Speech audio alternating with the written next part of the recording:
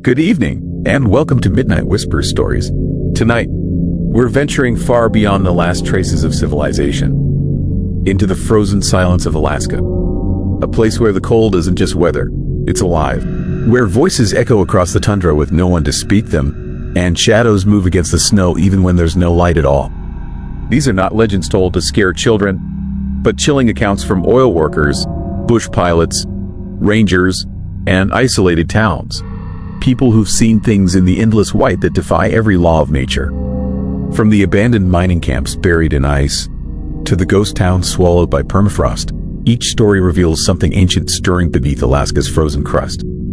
If you're new here, be sure to subscribe to Midnight Whispers Stories for true horror tales from the world's most remote places. Click the bell so you don't miss it when the dark comes early and never leaves. Now, let's step into the endless night of Alaska, where the cold remembers every scream, and the silence listens back. Story 1. Marks on their hands, the burns were perfect circles. That's what nobody could explain. 3 dead men pulled from Kenai Lake in the summer of 1998. Their bodies preserved by water so cold it stops decay before it starts, and each one had identical marks burned into both palms.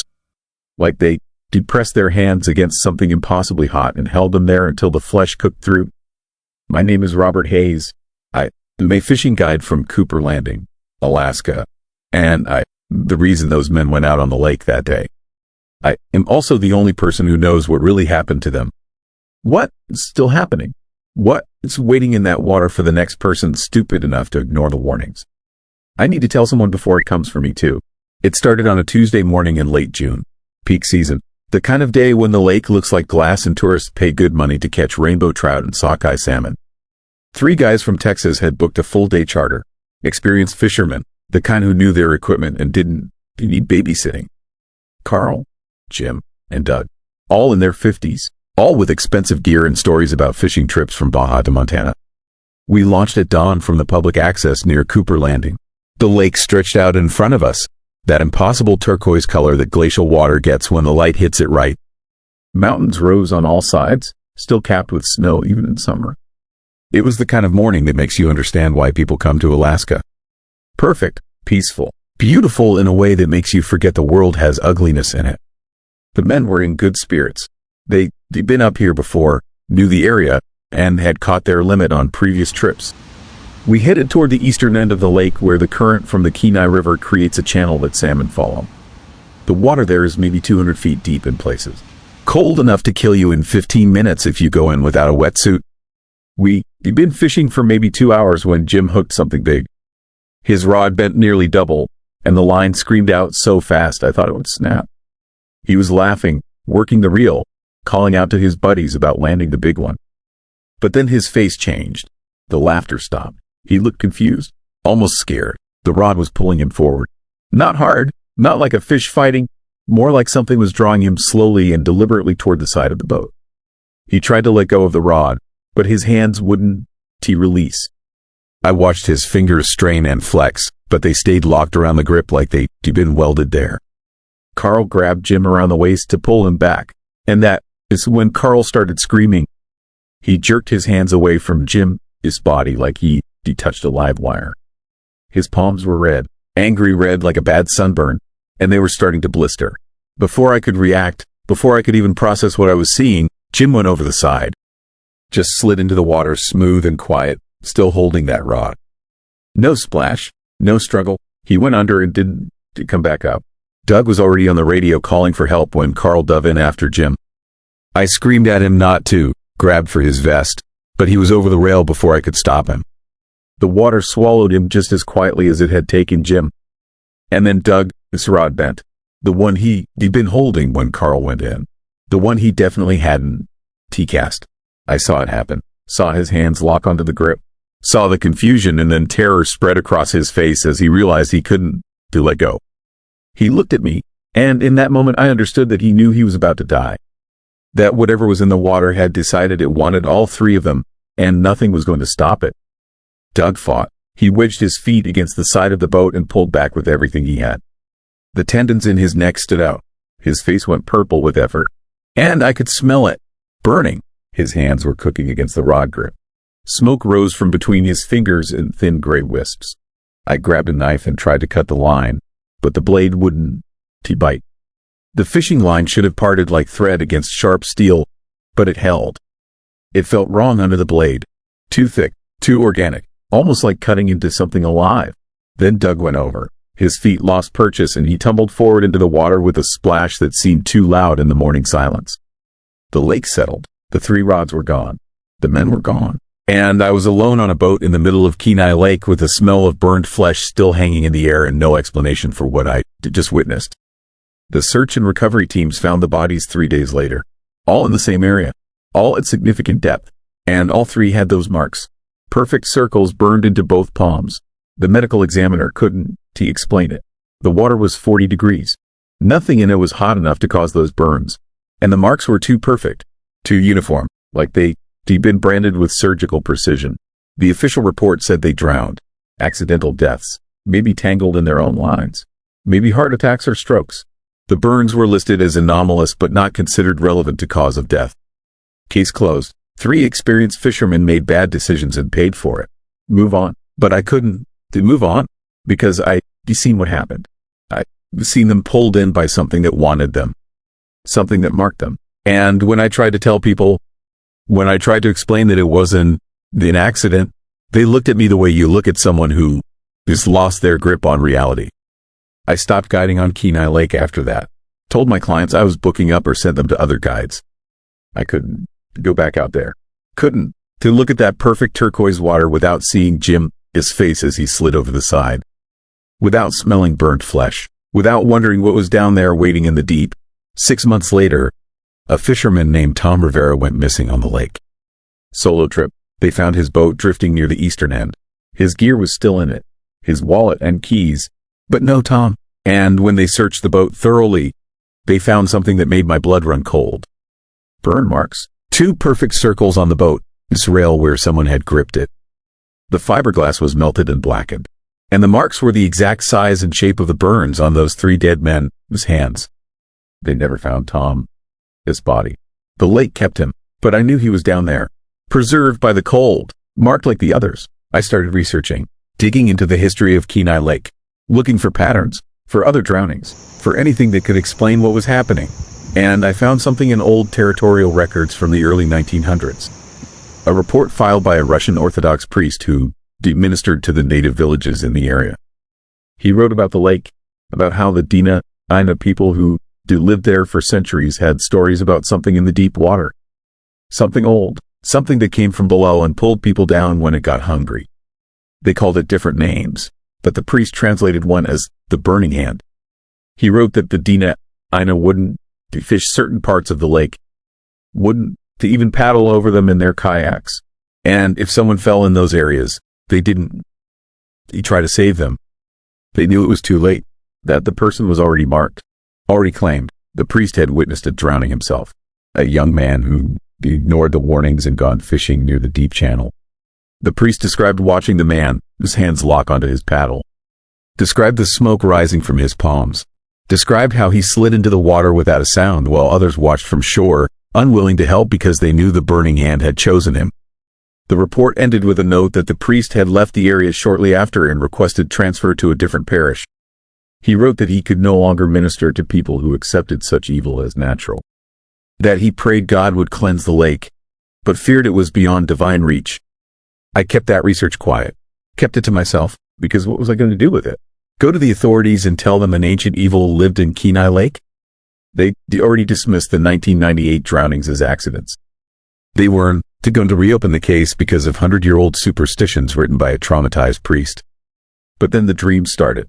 About 3 months after Tom Rivera disappeared, I'd be standing on the shore of the lake, and I'd see hands beneath the surface. Dozens of them, maybe hundreds, pressing up against the water like it was a sheet of glass. All of them with those circular burns. All of them reaching for me, and I'd feel heat in my own palms.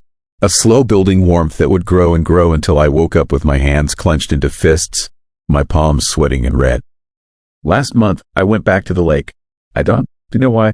Maybe I needed to face it. Maybe I thought if I saw it in daylight with people around, the dreams would stop. I parked at the public access and walked down to the shore. It was early evening, golden light on the water. A few boats out, fishermen trying for one last catch before dark. I stood there for maybe 10 minutes, just watching, just breathing, telling myself it was just a lake, just water and fish and geology. Nothing more. And then I felt it, heat spreading across my right palm. Not painful yet, just warm, like I laid my hand on sun-heated metal. I looked down. There was a mark forming, a faint circle on my palm, slightly red, like the beginning of a burn. And I could feel something pulling at me. Not physical, more like a compulsion, an overwhelming urge to walk into the water, to wait out until the cold wrapped around me and the depth pulled me under, to press my hands against whatever was waiting down there in the dark and let it mark me completely. I ran, got back to my truck and drove away doing 60 on roads that curved too much for that speed. When I got home, I held my hands under cold water for an hour. The mark faded but didn't disappear completely. It is still there, a pale circle on my right palm that gets warmer whenever I get too close to the lake. I am leaving Alaska. Tomorrow, I sold my business and packed what matters. I'm driving down through Canada, and I'm not stopping until I hit the lower 48. Maybe distance will break whatever connection formed that day on the boat. Maybe if I put enough miles between me and Kenai Lake, the marks will fade and the dreams will stop. But I don't think they will, because they've been marked. Maybe not as completely as those 3 men from Texas, or Tom Rivera, or all the others who've gone into that water over the centuries. But marked enough, claimed enough, and I think whatever is down there in the deep, whatever burns its signature into human flesh, is patient. It can wait. It has been waiting for thousands of years. What? It's a few more months or years until I make a mistake. Until I get too close to deep water somewhere else. Until the pull gets too strong to resist. If you ever go to Kenai Lake, stay in the boat. Don't to trail your hands in the water. Don't to fish the deep channel near the eastern end. And if you feel sudden warmth in your palms, if you see those perfect circles starting to form on your skin, get away from the water as fast as you can. Don't to look back. Don't to hesitate. Because once it marks you, once it burns its claim into your flesh, you belong to it. You were just counting down the days until you slide beneath the surface and join all the others waiting in the cold and the dark. The burning hand is real, and it's still hungry, still reaching up from the depths, still pulling, still marking, still waiting for the next person who doesn't to believe the warnings, who thinks the lake is just water, who thinks they were safe because it is daylight and they were careful and they know what they were doing. Those 3 men from Texas knew what they were doing too. And now they were 200 feet down in water, so cold it keeps them perfect. Forever marked, forever claimed, forever part of something that should never have been disturbed. I can feel the warmth in my palm right now as I tell you this. It never really goes away anymore. And I know that eventually, no matter how far I run, I'll end up back at that lake. Standing on the shore, wading in, pressing my hands against whatever waits below, becoming part of the collection. Another perfectly preserved body with circular burns. Another warning that nobody will believe. Story 2. 17. I need to tell you about the winter of 1983 in Anchorage, Alaska, before I lose the nerve. Before whatever took them comes back for the rest of us. 17 people vanished during a blackout that lasted 4 hours and 32 minutes. No bodies, no witnesses, just empty beds and that residue on the windowsills. Greasy, dark, smelling faintly of copper and something else. Something that made your stomach turn even before you understood why you should be afraid. I was 12 years old. My father was one of the 17. The blackout hit at 2:37 in the morning on January 15th. I know the exact time because I was awake, staring at my digital clock when the red numbers blinked out. One moment the house hummed with electricity, that constant background noise you never notice until it stops. The next moment, absolute silence, the kind of quiet that feels like pressure against your eardrums. I should have gone back to sleep. Instead, I lay there in the darkness, listening. The house creaked differently without power. Colder somehow, more aware of itself, or maybe more aware of me. My room faced the backyard. Through my window, I could see the neighbor's house, also dark. Beyond that, the entire city had gone black.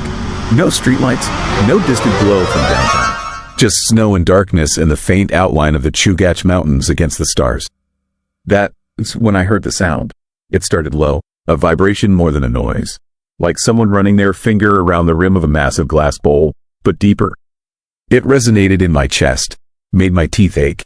The sound seemed to come from everywhere and nowhere, from the air itself. I pulled my blanket up to my chin, 12 years old and terrified of the dark like a little kid. But this wasn't normal darkness. This was something else. The sound grew louder. Not much, just enough to make me certain I wasn't imagining it. Just enough to make my hands shake as I gripped the blanket. Then my father screamed. Not a long scream, just one short, sharp cry of surprise, or pain, or recognition. It cut off so abruptly that for a moment I wondered if I imagined it. But I heard my mother's footsteps running down the hallway. Heard her calling his name. I should have gotten up, should have followed her. Instead, I lay frozen in my bed. That low vibration still humming through the walls, through the floor, through my bones.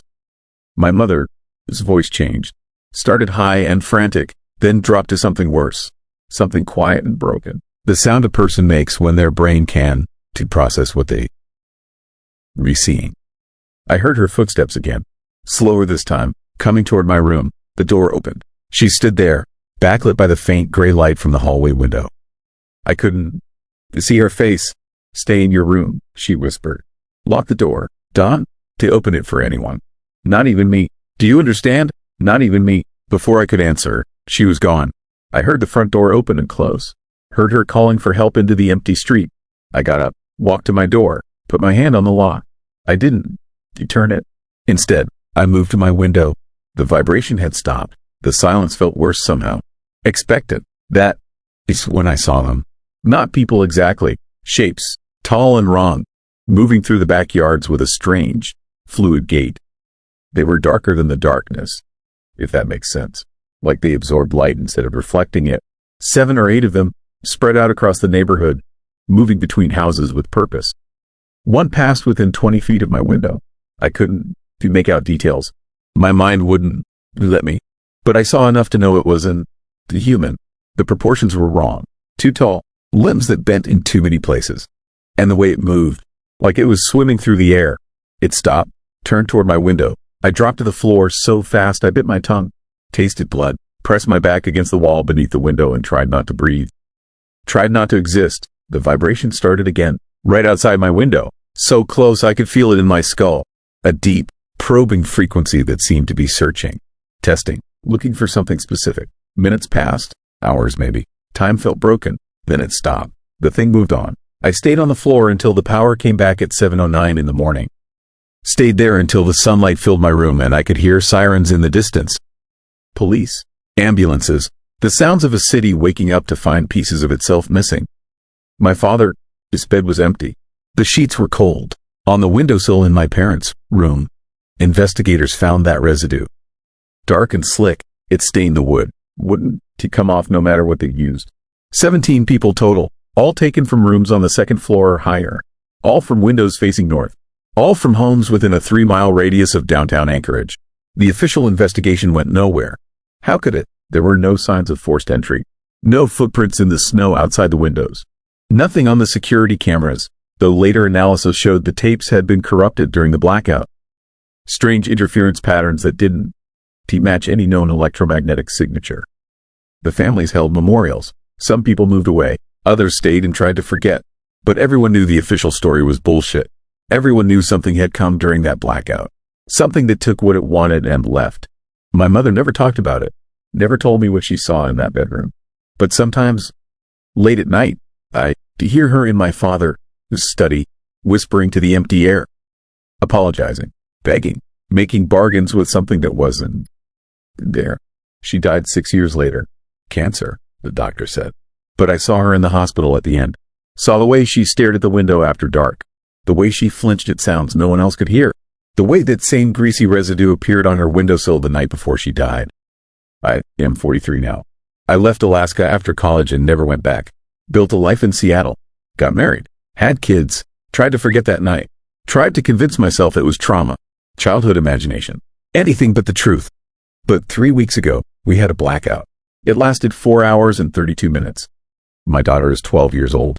Her room is on the second floor, facing north. When the power came back, she was gone.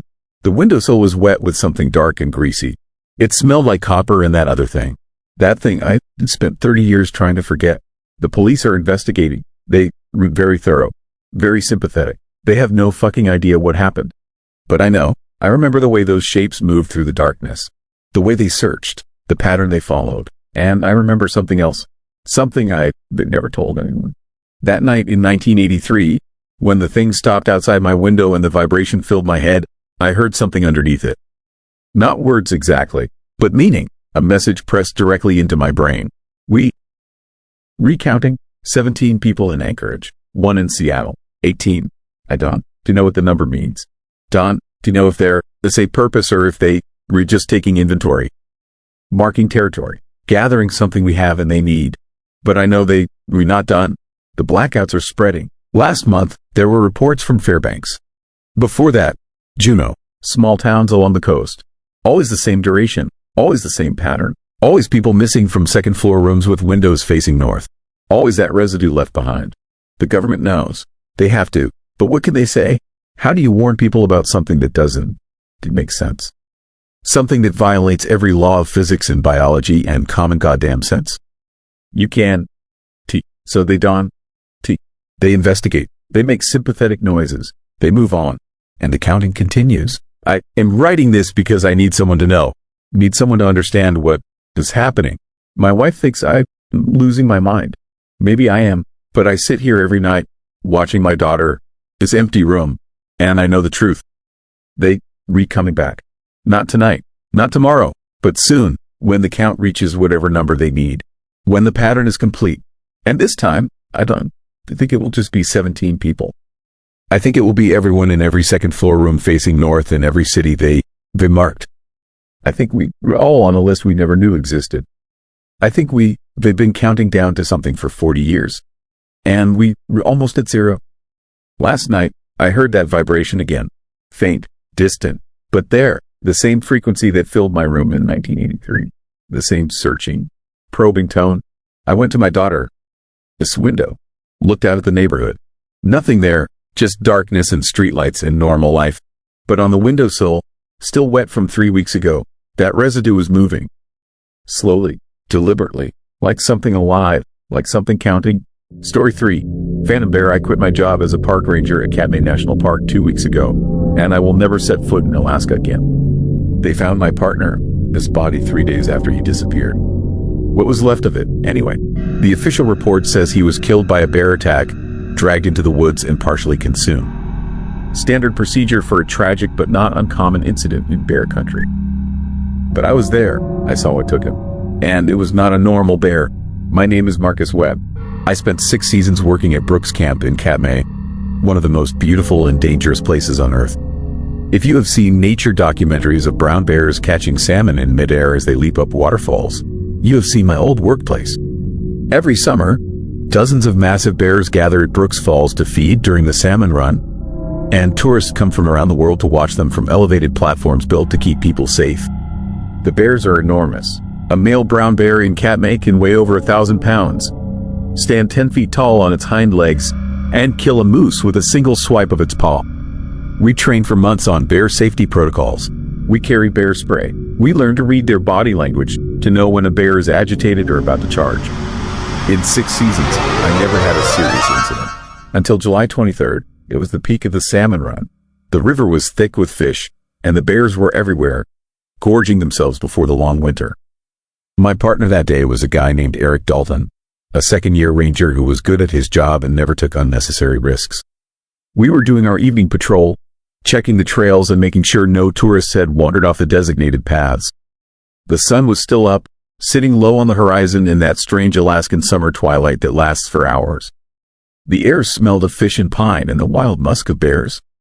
We could hear the water rushing over the falls, the occasional splash of a bear landing in the river, the cries of gulls fighting over scraps. Eric stopped walking. I was a few steps ahead of him on the trail when I realized he was not following. I turned back and found him staring into the tree line, his face gone pale. I asked him what was wrong, but he just pointed. At first, I did not see it. The trees were dense, the shadows deep even in the long twilight. But then it moved, and my brain tried to process what my eyes were seeing.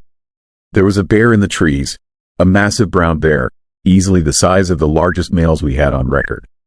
But something was wrong with it. The light was passing through it, I could see the trees behind it, visible through its body like looking through smoky glass. It was translucent, not invisible, but not solid either. Like a projection, a hologram made of mist and shadow. We both stood frozen. Every instinct we had trained for was screaming at us to back away slowly, to make ourselves large, to reach for our bear spray. But we could not move.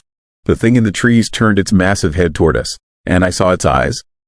They were not the dark, intelligent eyes of a normal bear. They were empty, hollow pits that reflected no light. Then it walked forward, and I watched a tree pass through its chest. Not around it, through it. The bear moved like liquid smoke, its form rippling and reforming with each step. It made no sound, no rustling of brush, no crack of twigs underfoot, just silence. Eric broke first. He ran. Every protocol we had ever learned says you never run from a bear. But he ran anyway, crashing through the underbrush back toward camp. I should have followed him. Instead, I stood there, watching the phantom bear emerge fully from the tree line onto the trail. It was close enough now that I could see details. The shape of its muscles, the texture of its fur, rendered in shades of gray and white like old film footage. But still transparent, still wrong. It looked at me for what felt like an eternity. Then it turned and followed Eric. I have never moved so fast in my life. I chased after them, screaming into my radio for backup, my heart hammering so hard I thought it would burst. I could hear Eric ahead of me, crashing through the woods, his breathing ragged and panicked. And I could hear something else, a sound like wind through dead leaves, a rushing, whispering noise that seemed to come from everywhere at once. I found Eric's radio first. It was lying in the middle of the trail, the casing cracked, still crackling with static. Then his hat, then his bear spray, the canister punctured and leaking. I followed the trail of his belongings deeper into the woods, my flashlight cutting through the growing darkness. The silence was absolute. No birds, no insects, nothing. I found him in a small clearing about half a mile from camp. He was on the ground, not moving. I ran to him, already knowing what I would find. There was blood, a lot of it. His jacket was shredded, deep gouges torn through the heavy fabric and into the flesh beneath. The wounds were consistent with a bear attack. Massive claws, tremendous force, but there were no tracks. The ground around him was undisturbed moss and fallen pine needles. No bear prints, no drag marks, nothing to indicate that a 1,000-pound animal had been anywhere near this spot.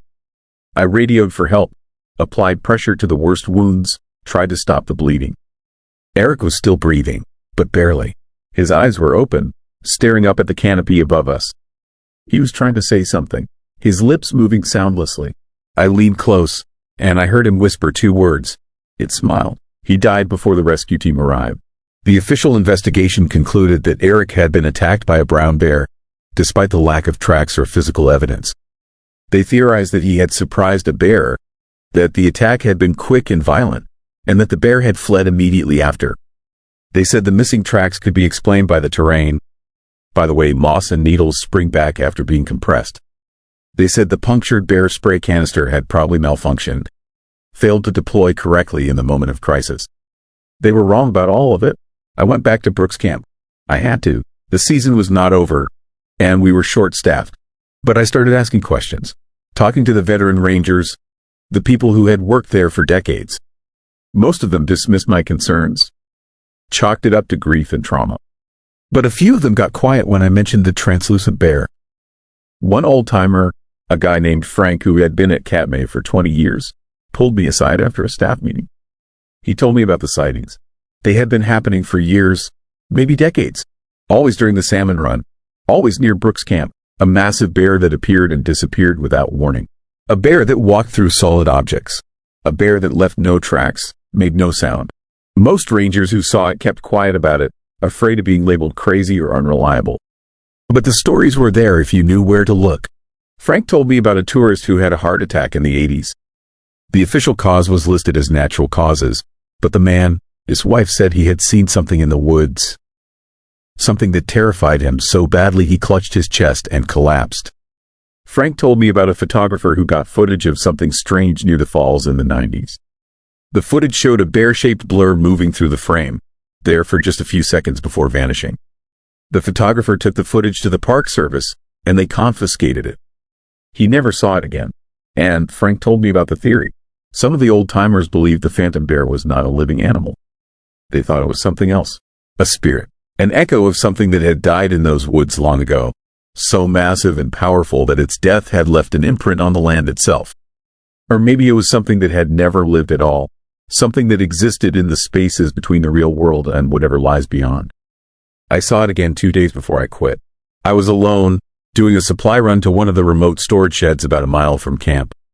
It was late afternoon, the sun still bright, the woods alive with the sounds of summer. I was walking the trail when the temperature dropped, not gradually, instantly, like stepping into a freezer. My breath came out in visible clouds. The sounds of the forest cut off, replaced by that same rushing, whispering noise I had heard the night Eric died. It stepped out of the trees 50 feet ahead of me. The phantom bear, massive and translucent and utterly silent. It stood there on the trail, blocking my path, its hollow eyes fixed on me. I could see my breath fogging in the sudden cold. I could see the trees through its body, the light filtering through its form like stained glass. And then it did something Eric had described with his dying breath. It smiled, not like a bear, not like any animal. Its mouth opened wider than should have been possible, revealing rows of teeth that flickered in and out of visibility. The expression was deliberate, malicious. Aware, I backed away slowly, my hand fumbling for the bear spray on my belt even though I knew it would be useless. The phantom bear watched me retreat, its head tilting to one side like it was studying me, like it was deciding whether to follow. Then it turned and walked off the trail, passing through a massive spruce tree like smoke through a screen door, and disappeared. I ran back to camp, packed my things, and submitted my resignation that night. The Park Service tried to convince me to stay. They offered counseling, time off, reassignment to a different park. But I was done. I could not spend another night in those woods knowing that thing was out there. Knowing that it killed Eric for reasons I would never understand. Knowing that it smiled. I moved back to the lower 48. Got a job doing data entry for an insurance company. Normal work, safe work. The kind of job where the worst thing that can happen is a paper cut or a computer crash. But I still dream about it. I dream about the phantom bear walking through the trees, silent and impossible. I dream about Eric, his last words. I dream about that smile. And sometimes, late at night when the house is quiet and I am trying to sleep, I hear it. That rushing, whispering sound, like wind through dead leaves, like something massive moving through spaces it should not fit.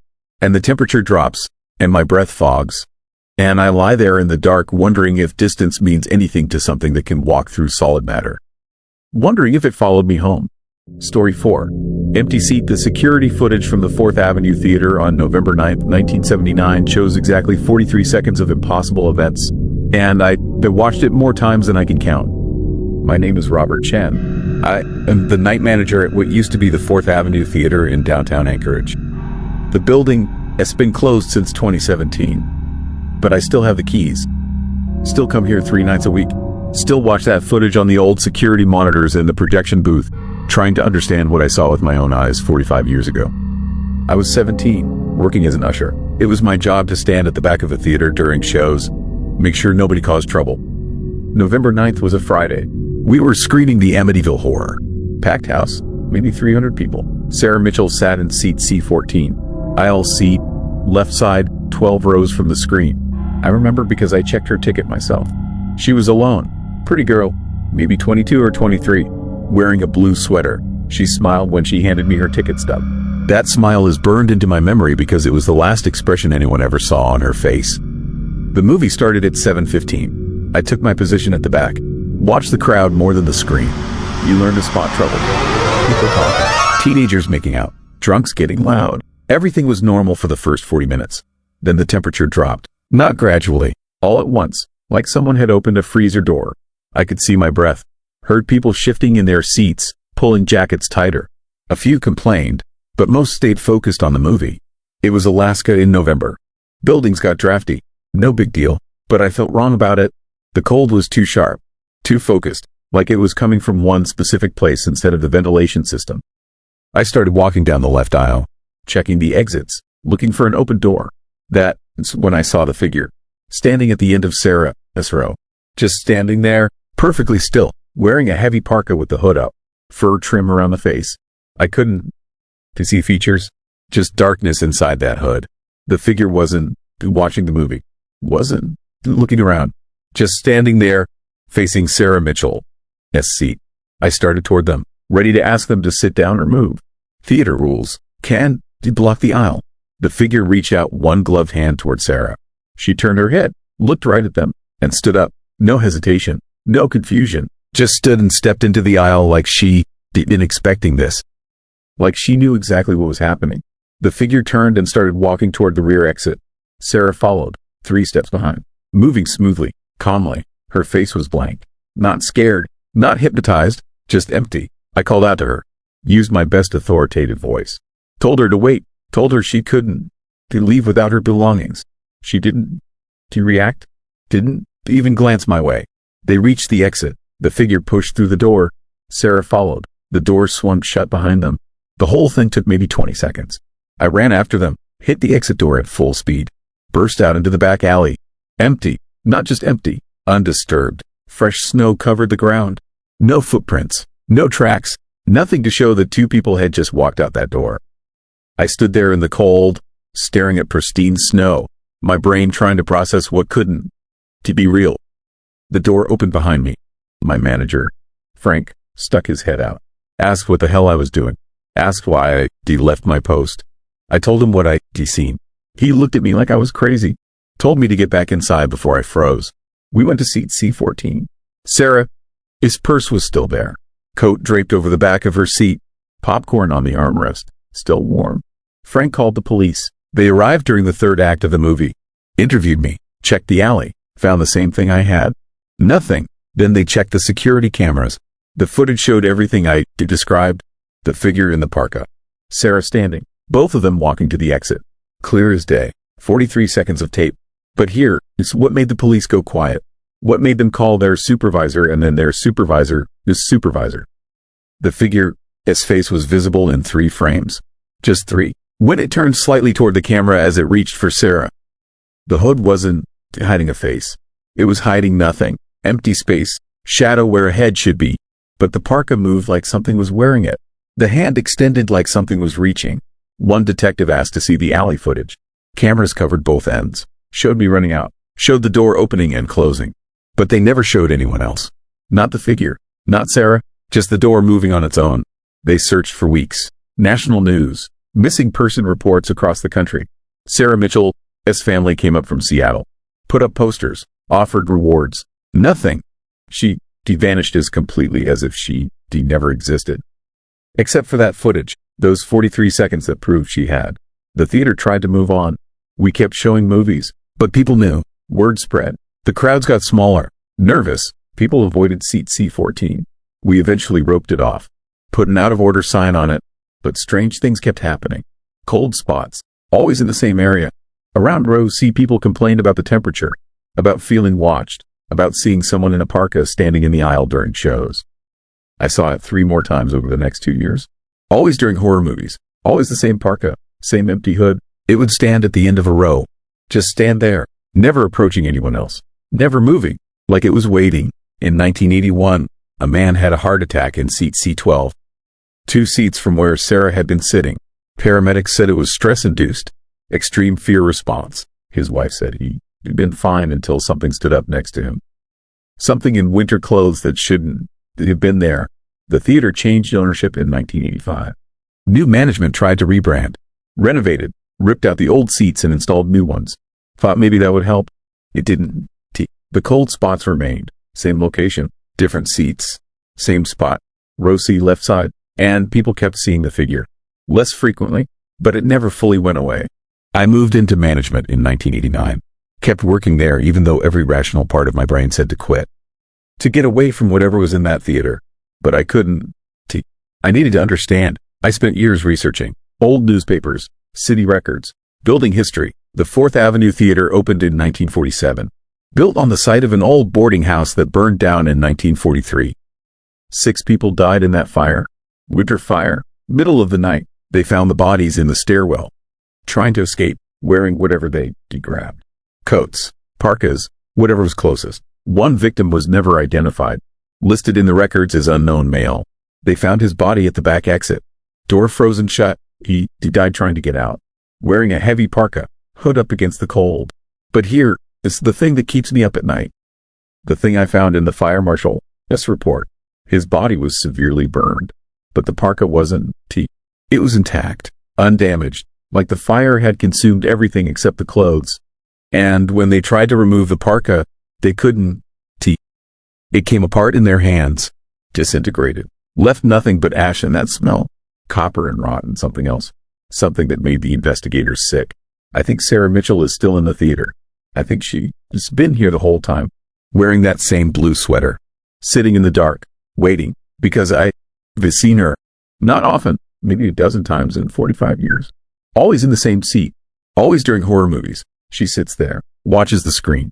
Her face is blank, empty, like whatever made her human got left behind in 1979. And sometimes, when the theater is dark and I'm alone, I see the figure too. Standing in the aisle, hood up, facing seat C14. Still waiting, still reaching. The building closed in 2017. Structural problems, asbestos, a dozen official reasons. But the real reason was simpler. Nobody wanted to be there anymore. The cold had spread. No longer just row C, the whole left section. People complained, demanded refunds, posted online about the haunted theater. Bad for business, easier to shut down. But I still have access. Still come here. 3 nights a week. I sit in the projection booth and watch that 43 seconds of footage. Over and over, trying to see something I missed. Some detail that explains what happened. Last week, I noticed something new. Something I never caught before. Frame 27. Right before they reach the exit, Sarah turns her head slightly, just a fraction, and her mouth moves, like she is saying something. I enhanced the image, slowed it down, watched her lips form words. 2 words, crystal clear, help me. Not past tense, present, like she is still asking. Still aware, still trapped in whatever moment the figure pulled her into. I think the boarding house fire never ended for that man in the parka. I think he has been burning for 80 years, been trying to escape for 80 years, and he is not alone anymore. I think every person he has touched, every person he has led through that exit, they were all still there, still in that moment, still trying to understand what is happening to them. And I think he is getting stronger. The cold is spreading. The sightings are increasing. Even with the theater closed, people report seeing figures in parkas standing on 4th Avenue. Always near the building, always facing the old entrance. Last night, I saw Sarah again. Not on the footage, in person. She was sitting in seat C14. Same blue sweater, same empty expression. She looked at me, really looked at me, and her mouth moved again. Run. I am not going back. I am leaving Anchorage. Tonight, they packed everything. Given my keys to the Historical Society. Let them deal with whatever is in that building. But I know it won't matter. Because when I looked in my rearview mirror this morning, checking my car before leaving, I saw something in the back seat. A parka. Heavy. Hood up. Empty inside. It wasn't there when I got in. The temperature in my car is dropping. I can see my breath. And somewhere behind me, I hear the sound of fabric rustling. Of something settling into a seat. Waiting for me to turn around. Waiting to reach out one gloved hand. Waiting to lead me wherever Sarah Mitchell has been for the last 45 years. The dark feels closer now, doesn't it? If you're still with me, hit subscribe and tap the bell. It's how we keep our small fire burning. Tell us in the comments where you're listening from. Alaska's shadows reach far. Story 5. Silence. I was in Nome, Alaska on March 9th, 2016, when the world stopped making sound. And I need you to believe me when I say that silence can be more terrifying than any scream. My name is Robert Chen. I am a sound engineer from Seattle, 47 years old, divorced, no kids. I had been hired to record ambient sounds for a nature documentary about the Bering Sea.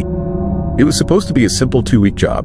Record the wind, the waves, the gulls, the town noise. Easy money. I had done dozens of jobs like it.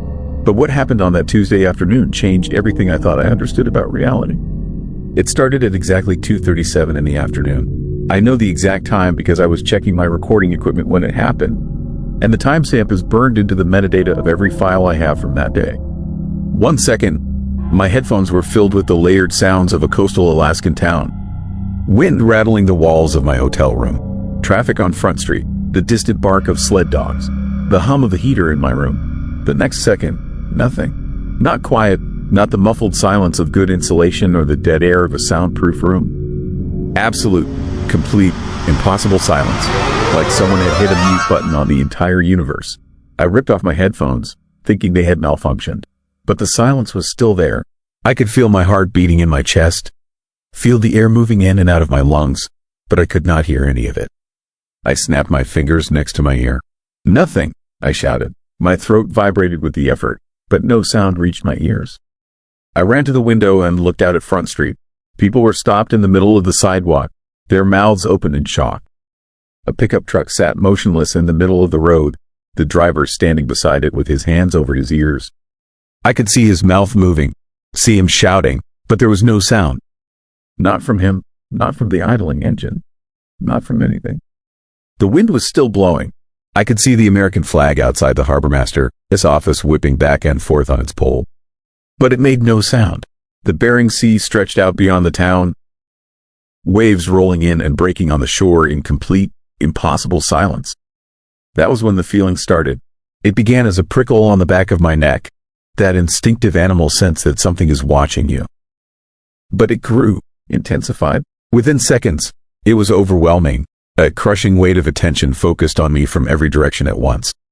Not from one source, from everywhere, from the sky, from the buildings, from the empty spaces between things. I stumbled back from the window, my heart hammering, my breath coming in gasps that I could not hear. The silence was not empty. Something was in it, something massive and aware and paying attention to everything. I grabbed my phone to call for help, but the screen was frozen. The time displayed was 2:37. I watched the seconds refuse to tick forward. My phone was dead, locked in that moment. I tried my laptop, same thing, frozen at 2:37. Every clock in the room had stopped. I needed to get outside, to find other people, to confirm that this was real and not some kind of stroke or aneurysm making my brain malfunction. I ran out of my room and down the stairs to the hotel lobby. The front desk clerk was there, standing behind the counter with her hand frozen halfway to the phone. She was not moving, not breathing. Her eyes were open, staring at nothing. I waved my hand in front of her face. Nothing. She was like a statue, locked in place. I reached out to touch her arm, and my hand passed through empty air. She was not there. None of it was there. I was looking at an image, a three-dimensional photograph of a moment that no longer existed. The front door was open. I walked through it and out onto Front Street. The same frozen tableau extended in every direction. People stopped mid-step, cars motionless in the road, a raven hanging in the air, wings spread, suspended in the act of landing. Everything was locked in that instant at 2:37, except for me. And the silence pressed down like a physical weight. I started walking, moving through the frozen town, my footsteps making no sound on the pavement. I passed a woman reaching for her child's hand. I passed a dog mid-bark, its mouth open, its eyes empty. I passed a man getting out of his truck, one foot on the ground, one still in the cab, frozen in transition.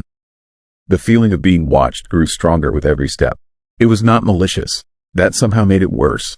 It was curious, observant, like a scientist examining an ant under a microscope, noting its movements with detached interest. I walked to the beach. The waves were frozen mid-crash, solid walls of water hanging in the air above the sand. I could walk under them, through the space where water should have been falling, and there was nothing. Just empty air shaped like a wave. I reached out to touch one, and my hand passed through the surface. The water was not there. It was an image, a memory of water, but not the thing itself. That was when I understood. The silence was not the absence of sound. It was the absence of time. Everything had stopped. The entire town, maybe the entire world, locked in a single frozen instant. Everything except me. I do not know how long I wandered through the frozen town. My watch had stopped at 2:37, and there was no way to measure time when time itself was not moving. But eventually, I found them. There were others. 3 of them. A teenage girl, an older man in a parka, and a woman about my age wearing running gear. They were moving through the frozen tableau like me, their faces masks of terror and confusion. We found each other near the small boat harbor, drawn together by some instinct that told us we were not alone. We tried to communicate, opening our mouths and shouting, but no sound came out. The silence was absolute, but we could see each other, and that was enough. We were real. We were moving. We were not frozen like everything else. The woman in running gear pointed at her watch, then at the frozen waves, then at the sky. Her meaning was clear. Time had stopped. We were stuck in this moment, this impossible gap between seconds. The old man was crying, tears running down his face in complete silence. The teenage girl was hyperventilating, her chest heaving with gasps that made no sound. I tried to calm them, putting my hand on the girl's shoulder, but the feeling of being watched intensified the moment I touched her. It did not like us interacting. Whatever was observing this frozen moment, it wanted us separate, isolated. I pulled my hand back, and the pressure eased slightly. The girl seemed to understand. She nodded and stepped away from me, putting distance between us. The old man and the woman did the same, spreading out along the harbor. We were prisoners in a moment that would not end, and something was watching us, studying us, learning from us. I tried to find a pattern, some explanation for why the four of us were still moving when everything else had stopped. But there was nothing. We were different ages, different genders, different backgrounds. The only thing we had in common was that we were in Nome on March 9th at 2:37 in the afternoon. The teenage girl tried to leave. She ran toward the edge of town, heading for the road that led out into the tundra. I watched her sprint past the frozen buildings, past the stopped cars, running as hard as she could. But she did not get far. At the town limits, she hit something invisible and solid. She bounced back like she had run into a glass wall, falling to the ground in silence. We were trapped, locked in this frozen bubble of town with no way out. That was when things started changing. Small things at first. A frozen dog would be in a different position the next time I walked past it. A car that had been red was now blue. A building I remembered being 2 stories tall was suddenly 3. The changes were subtle, almost unnoticeable, but they were there. The frozen world was shifting, rearranging itself while we watched. The feeling of being watched grew stronger, more focused, and I realized what was happening. Whatever was doing this, whatever had stopped time and trapped us here, it was experimenting. Changing variables, testing different configurations of reality to see how we would react. We were not prisoners. We were test subjects. I do not know how long it lasted. Minutes, hours, days? Time had no meaning in that place. But eventually, I felt it shift. The pressure changed. The crushing weight of attention lifted slightly, like something had looked away for just a moment. And the world started moving again. Sound crashed back into existence like a physical blow. The roar of wind, the crash of waves, the shouts of people, the bark of dogs, the rumble of engines. It was overwhelming, painful after the absolute silence. I fell to my knees, my hands over my ears, as the frozen moment released us. People were screaming, confused and terrified. Cars lurched forward as drivers who had been frozen mid-turn suddenly regained control. The Raven completed its landing, cawing an alarm. Everything resumed from exactly where it had stopped. I looked at my watch. 2:37. I looked at my phone. 2:37. Then the seconds started ticking forward again. 2:38. 2:39. 40. Time had restarted. The entire event had lasted exactly 47 minutes according to every clock and computer in town. But for the 4 of us who had remained conscious, it had felt like hours. Days. An eternity trapped in a single frozen moment. The other 3 were gone. I looked for them afterward, asked around town, described them to everyone I met. Nobody knew who I was talking about. The teenage girl, the old man, the woman in running gear. It was as if they had never existed, or maybe they had been from somewhere else. Some other version of Nome, pulled into this frozen moment along with me for reasons I will never understand. The official explanation was mass hysteria. Some kind of collective delusion brought on by atmospheric conditions or infrasound from industrial equipment. The town held meetings, brought in scientists. Everyone agreed it was strange, but nothing supernatural. Just a weird event that had a rational explanation somewhere. But I know what I experienced. I have the recordings. 47 minutes of absolute silence on every microphone I had running.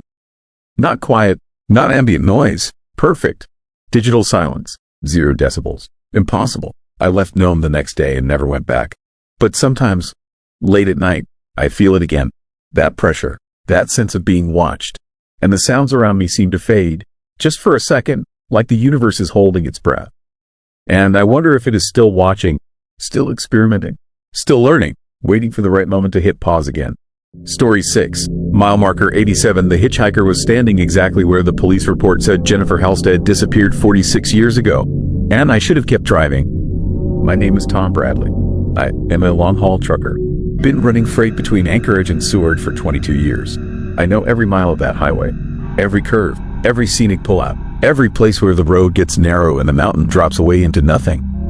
And I know mile marker 87. Everyone who drives the Seward Highway knows mile marker 87. It was 2:15 in the morning on October 12th when I saw her. Clear night, full moon reflecting off Turnagain Arm. The kind of night where you can see for miles, where the mountains look close enough to touch. She was standing on the shoulder, right hand out, thumb up.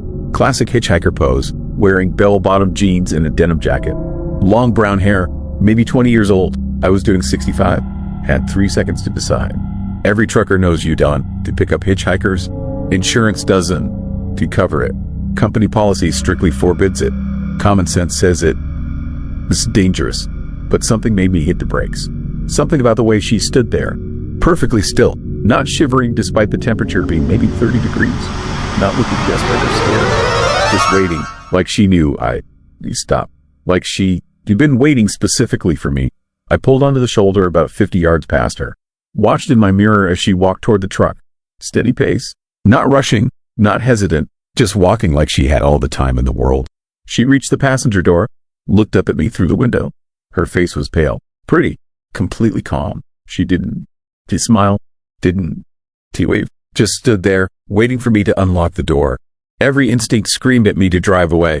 To apologize through the window and leave her there. But I couldn't. My hand moved on its own. Unlocked the door. Pushed it open. She climbed in without a word. Settled into the passenger seat. Closed the door with a solid thunk. Buckled her seatbelt with movements that seemed rehearsed. Automatic. I waited for her to say something. Thank me. Tell me where she was going. Anything. She just stared forward through the windshield. Hands folded in her lap. Face expressionless. I put the truck in gear. Pulled back onto the highway. The cab was silent except for the diesel engine and the sound of tires on asphalt. No radio. I turned it off when I stopped. Couldn't remember doing it. The temperature in the cab was dropping. I checked the climate control. Heat was on full blast. But I could see my breath. Could see hers too. Small clouds forming with each exhale. I tried to start a conversation. Asked where she was headed. Asked if she needed a ride to Seward or just to the next town. My voice sounded wrong in the silence. Too loud. Too intrusive. She didn't respond. Didn't even glance at me. Just kept staring forward. I focused on driving. Told myself she was shy. Traumatized, maybe. People had reasons for hitchhiking in the middle of the night. Bad situations they were running from. It wasn't my business. But the cold kept getting worse. And the silence felt heavy. Oppressive. Like the air itself was pressing down on me. Mile marker 90. Mile marker 91. I watched them pass. Counted them. Used them to anchor myself to something normal. Something real. That's when I noticed her clothes were dry. It had rained that afternoon. Heavy rain. The kind that soaks through everything. The shoulder where she'd been standing was muddy. I'd seen puddles reflecting moonlight. But her jeans were clean. Her jacket was pristine. Not a speck of mud. Not a drop of water. Like she'd been standing there without actually touching the ground. My hands tightened on the steering wheel. I glanced at her reflection in the passenger window. She was still staring forward. But in the reflection, her eyes were closed. Tightly closed. Like she was concentrating. Or praying. I looked directly at her. Her eyes were open, staring at the road. I looked back at the reflection. Eyes closed. My heart started pounding. I needed to get her out of my truck. Needed to stop and let her off. Didn't matter where. Just needed her gone. I started to slow down.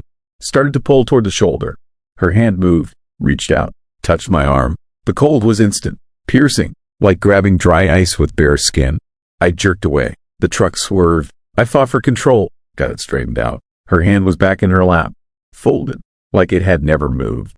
But my arm burned where she touched me. Through my jacket, through my shirt, a cold that went bone deep. She turned her head, looked at me for the first time. Her eyes were wrong, too dark, pupils too large, like they were swallowing the light instead of reflecting it. Her mouth moved. No sound came out, but I could read her lips. Keep driving. I kept driving. Didn't know what else to do. My foot stayed on the gas. My hand stayed on the wheel, like my body had decided to obey without consulting my brain. Mile marker 95. Mile marker 96. The cab was freezing now. Frost was forming on the inside of the windows. My breath came out in thick white clouds. But she wasn't breathing at all anymore. Her chest didn't move. Her mouth stayed closed, but that cold mist still came from her nostrils. Steady, rhythmic, like something was breathing through her. I tried to speak, to ask what she wanted. where she needed to go, why she stopped me. No sound came out. My throat was frozen. My jaw wouldn't work.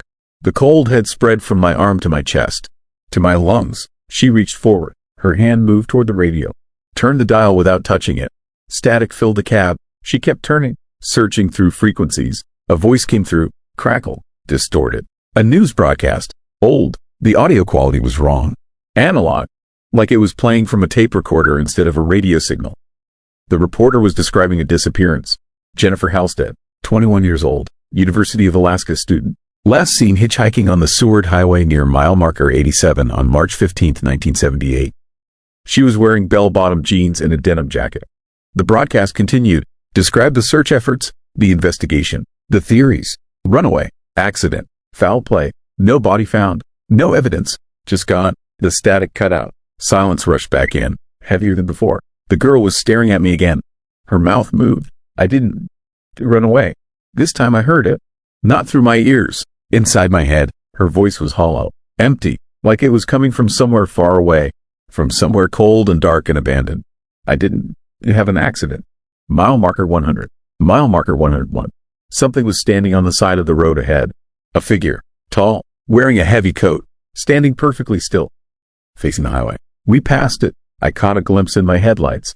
Just a second, but long enough to see it had no face. Just smooth skin where features should be. Another figure at mile marker 103. Same coat, same impossible stillness, same blank face. Another at 105. Another at 107. They were getting closer together, standing every quarter mile now, all facing the road, all watching as we passed. The girl, his hand reached out again, pointed forward, through the windshield, at something I couldn't see yet. We crested a rise. The road stretched out below us. Straight, flat, maybe 2 miles of visibility. Figures lined both sides of the highway. Hundreds of them, maybe thousands, standing shoulder to shoulder, facing the road, all wearing heavy coats, all with blank faces, creating a corridor, a pathway, leading somewhere. The girl, its voice filled my head again. They were waiting for me. That night, all of them, standing just like this. I thought they were helping, thought they were showing me the way. I followed them off the road, into the trees, down to the water. Mile marker 110. We were in the middle of the corridor now. The figures pressed close to the road. So close I could see details. Their coats weren't just heavy. They were soaked, dripping, leaving puddles on the shoulder. Water, salt water, ocean water. They drowned me, held me under the ice, watched me struggle, watched me die. Then they left me there, in the water, at the bottom of Turn Again Arm. My body is still there. Nobody found it. Nobody will. The tide took it somewhere deep, somewhere dark, somewhere the current never stops moving. The figures were reaching out now. Hundreds of hands extending toward the truck, not trying to stop us. Just touching, trailing fingers along the metal as we passed.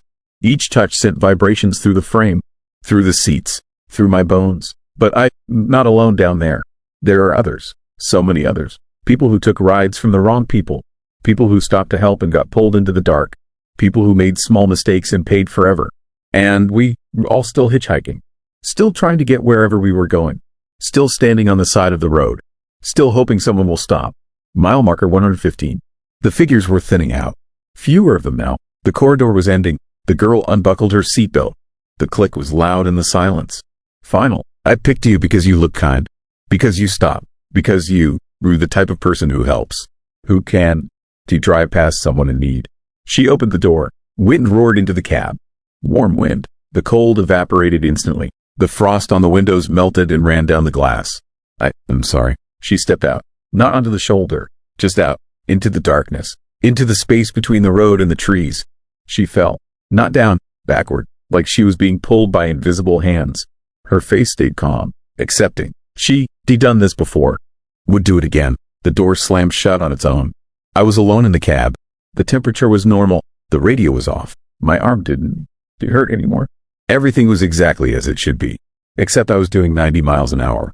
And I couldn't remember accelerating. I slowed down, pulled over, sat there shaking for 20 minutes, trying to process what had happened, trying to convince myself it was exhaustion, road hypnosis, microsleep. But my dash cam had recorded everything. I watched the footage the next morning, watched myself stop at mile marker 87, watched the passenger door open by itself, watched it close by itself, Watched me drive for 23 miles with an empty passenger seat. Watched the door open and close again at mile marker 115. The thermal camera showed something though. A cold spot in the passenger seat. Human-shaped, the temperature readout showed it was 32 degrees. Freezing, sitting right there next to me for 23 miles.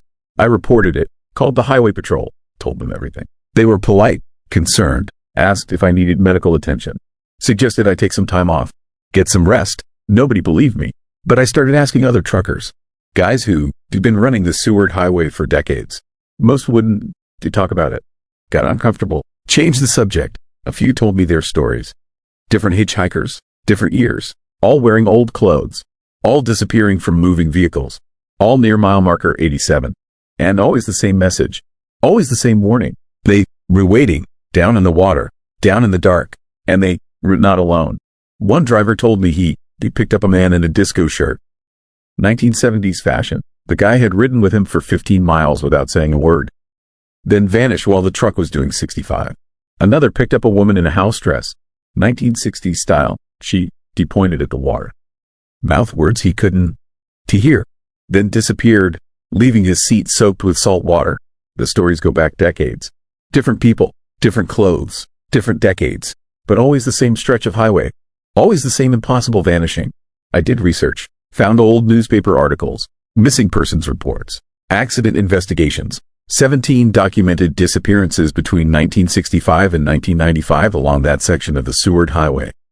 17 people who were last seen near mile marker 87. 17 people who were never found. The articles stopped after 1995. Not because the disappearances stopped, because the State Highway Department stopped confirming them. Privacy concerns, family requests, official policy, but they kept happening. Still happening. I found online forums, Reddit threads, Facebook groups, people sharing experiences, sightings, encounters. The hitchhikers are still out there, still standing at mile marker 87, still climbing into trucks and cars, still delivering their messages, still trying to warn us about what's waiting in the water. I didn't run the Seward Highway anymore. Told my company I needed a different route. They accommodated me, thought I was having a breakdown. Maybe I am, but last week, I was running freight down I-5 in California. Middle of the night. Empty highway. Clear conditions. I saw someone standing on the shoulder. Right hand out, thumb up, wearing bell-bottom jeans and a denim jacket. Jennifer Halstead, 1,000 miles from Alaska. Standing in the exact same pose. I kept driving. Didn't slow down. Didn't stop. Watched her in my mirror until she disappeared into the darkness. But I know what it means. Know what it's trying to tell me. We're not confined to Alaska anymore. Not bound to mile marker 87. They re-spreading. Following the highways. Following the interstates. Standing on shoulders across the country. Still hitchhiking. Still waiting. Still trying to warn anyone who will listen. And every night, when I close my eyes, I see those figures lining the highway. Hundreds of them. Thousands. Their blank faces turning toward me. Their soaked clothes dripping. Their hands reaching out, touching, marking, counting down to something. I don't know what happens when they reach whatever number they looking for. Don't know what they preparing for. But I know it's coming. Know it's inevitable. Because last night, I woke up at 2:15 in the morning. The exact time I picked up Jennifer Halstead. And my clothes were soaked, dripping with salt water, ocean water, water from Turnagain Arm, 1,000 miles away. And on my bathroom mirror, written in condensation, were 2 words. Keep driving. Story 7. Barrow incident. I found my father, his research journal in a storage unit in Fairbanks 3 years after he died, and the symbol on the last page made me physically sick when I looked at it. My name is Daniel Kerrigan. I am 41 years old, a high school chemistry teacher in Portland, Oregon. Normal life, normal job. My father, Dr. James Kerrigan, was a climate scientist who spent most of his career studying Arctic weather patterns. He died of a heart attack in 2019, alone in his apartment, and I thought I knew everything about him. I was wrong. The storage unit contained boxes of his research materials, old equipment, and personal effects. Most of it was mundane. Papers, charts, photographs of glaciers and research stations. But at the bottom of the last box, wrapped in plastic and sealed with duct tape like something dangerous, I found the journal. It was a standard lab notebook, the kind scientists used to document experiments. The first 30 pages were normal entries about temperature readings, ice core samples, atmospheric data. Then, on February 8, 1992, the entries stopped making sense. The handwriting became erratic, the words jumbled and confused, and the drawing started. The symbol appeared on every page after February 8, drawn over and over, hundreds of times, in pencil and pen and what looked like charcoal. Sometimes small, sometimes taking up entire pages. It was geometric but wrong. Angles that seemed to shift when you looked at them, lines that appeared to curve even though they were straight. Looking at it made my eyes water and my stomach turn. It felt like my brain was trying to process something it was not equipped to understand. Beneath one of the larger drawings, in handwriting I barely recognized as my father, were 3 words, "We invited it." I knew my father had worked at a research station near Barrow in the early 90s. He never talked about it much, always changed the subject when I asked. I assumed it was just boring work, the kind of tedious data collection that did not make for interesting stories. But this journal suggested something else had happened there, something that had terrified him badly enough that he sealed it away for decades. I started digging. I found the names of the other researchers who had been stationed at Barrow with my father. There were 6 of them total, working at a remote climate monitoring facility about 15 miles outside of town. I tracked down 2 of them.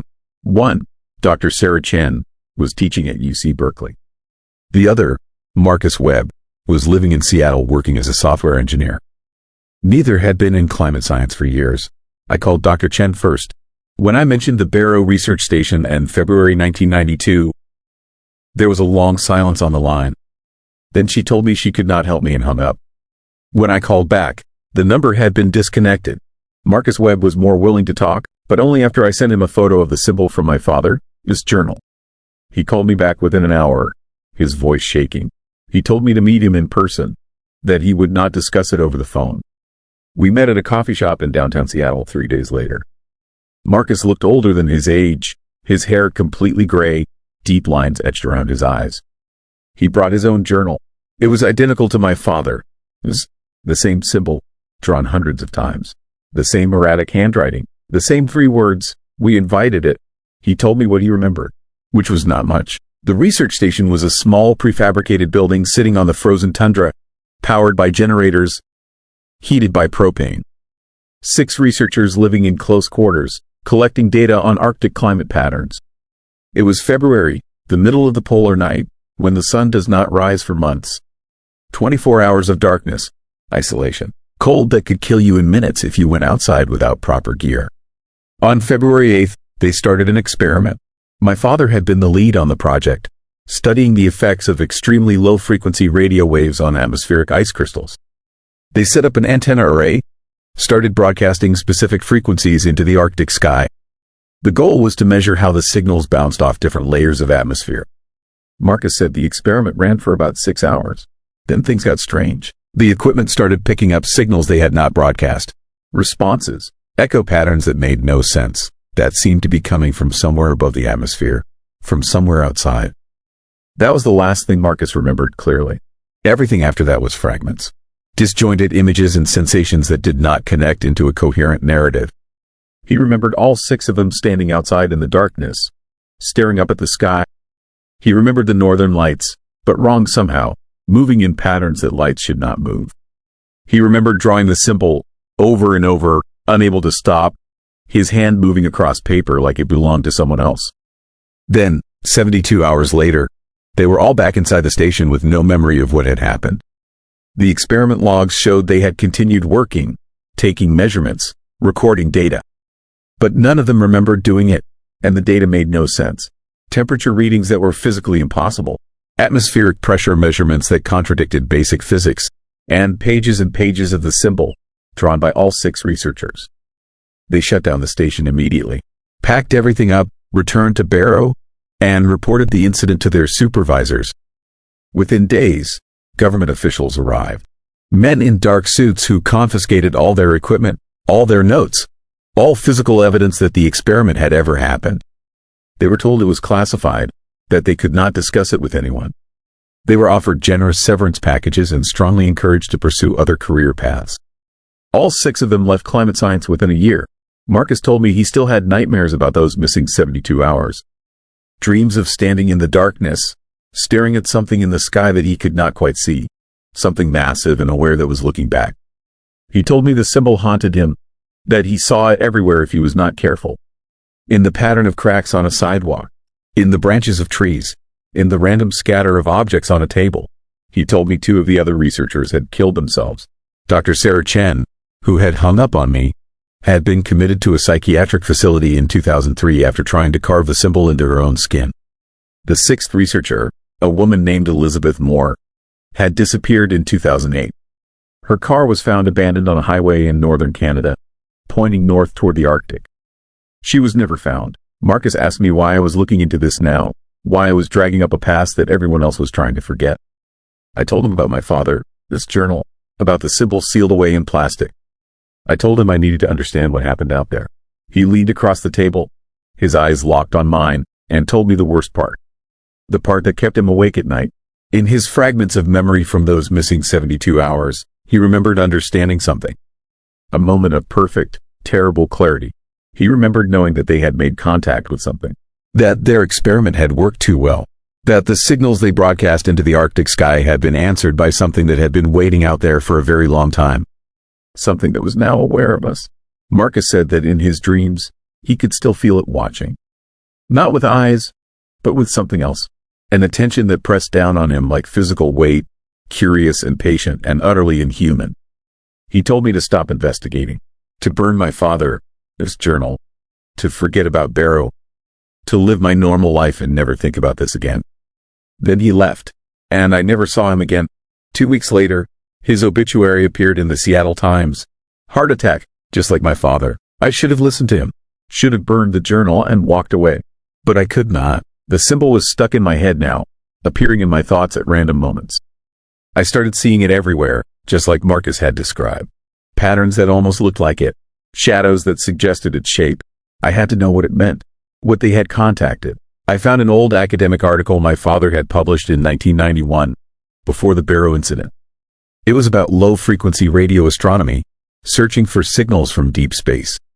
In the article, he theorized that certain radio frequencies might be able to penetrate barriers that normal electromagnetic radiation could not. He suggested that if intelligent life existed outside our normal understanding of space and time, these frequencies might be the key to making contact. His experiment at Barrow had been testing that theory, and it had worked.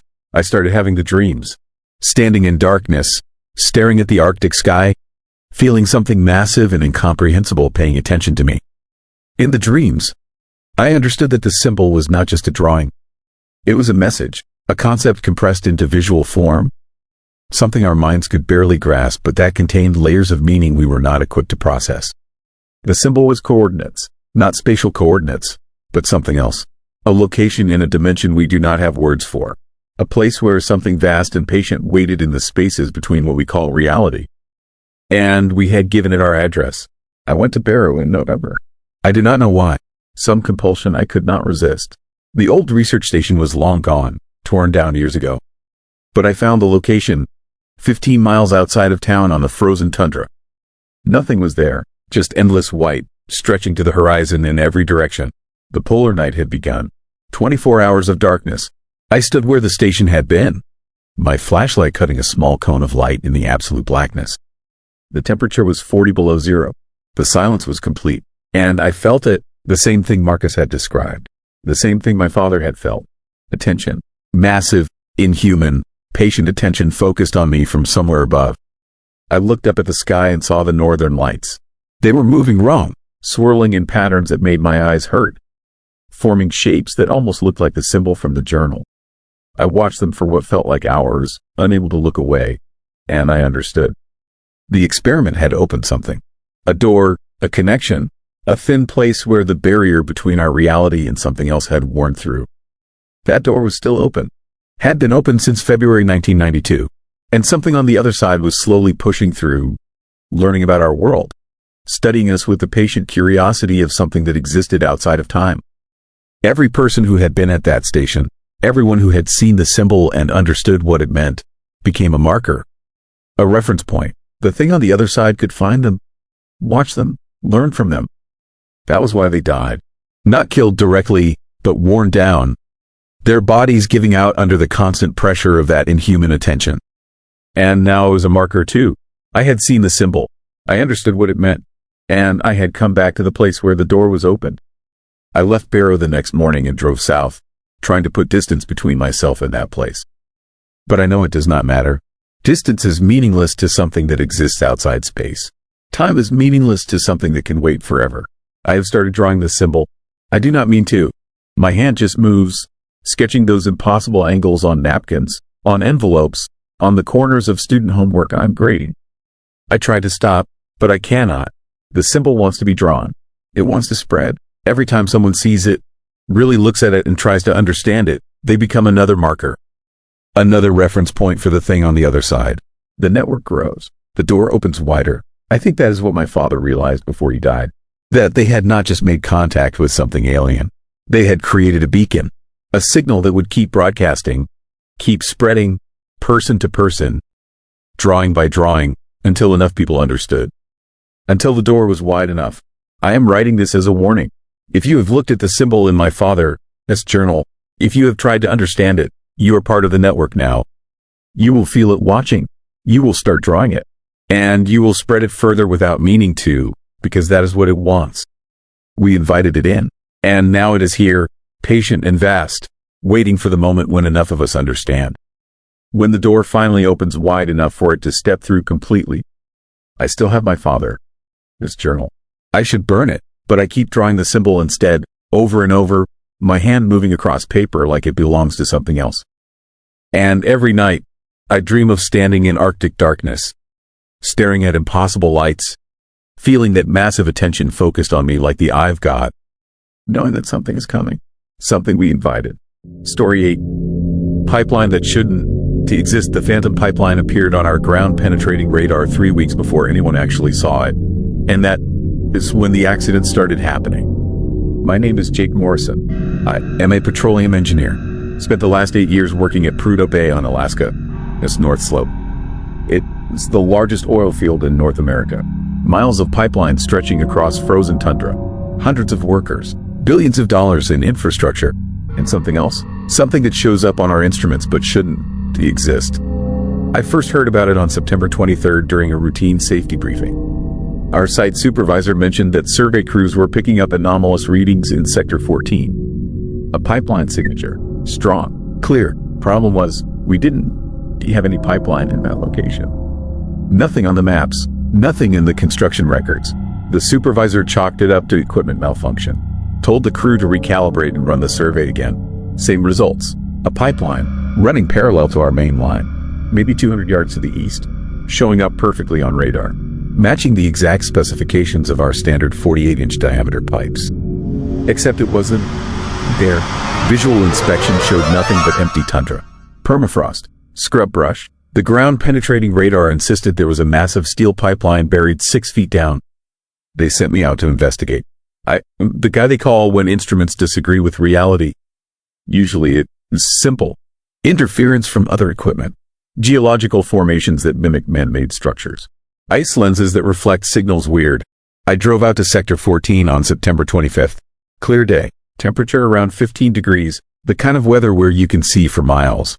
Where there's nowhere for anything to hide. I set up my equipment at the coordinates. Ran a fresh scan. The radar showed it immediately. A perfect pipeline signature. Running northeast to southwest. Buried at standard depth. Standard diameter. Standard everything. I marked the location with flags. Started digging with a portable auger. Hit permafrost at 3 feet. Normal. Kept drilling. 4 feet. 5 feet. 6 feet. Nothing but frozen soil. I moved 10 yards east. Tried again. Same result. Moved 10 yards west. Same thing. The radar showed a pipeline running right through all 3 test holes. But there was nothing there. I was packing up my gear when the fog rolled in. Arctic fog is different from what you get in the lower 48. Thicker. Heavier. It doesn't just obscure vision. It distorts sound. Makes distances impossible to judge. You could be 10 feet from something and not see it. The fog came fast. 1 minute I had clear visibility. The next minute I could barely see my truck 30 feet away. That is when I heard the sounds. Mechanical noises. Pumps cycling. Valves opening and closing. The distinctive hum of pressurized flow through metal pipes. All the sounds of an active pipeline system. coming from where nothing existed.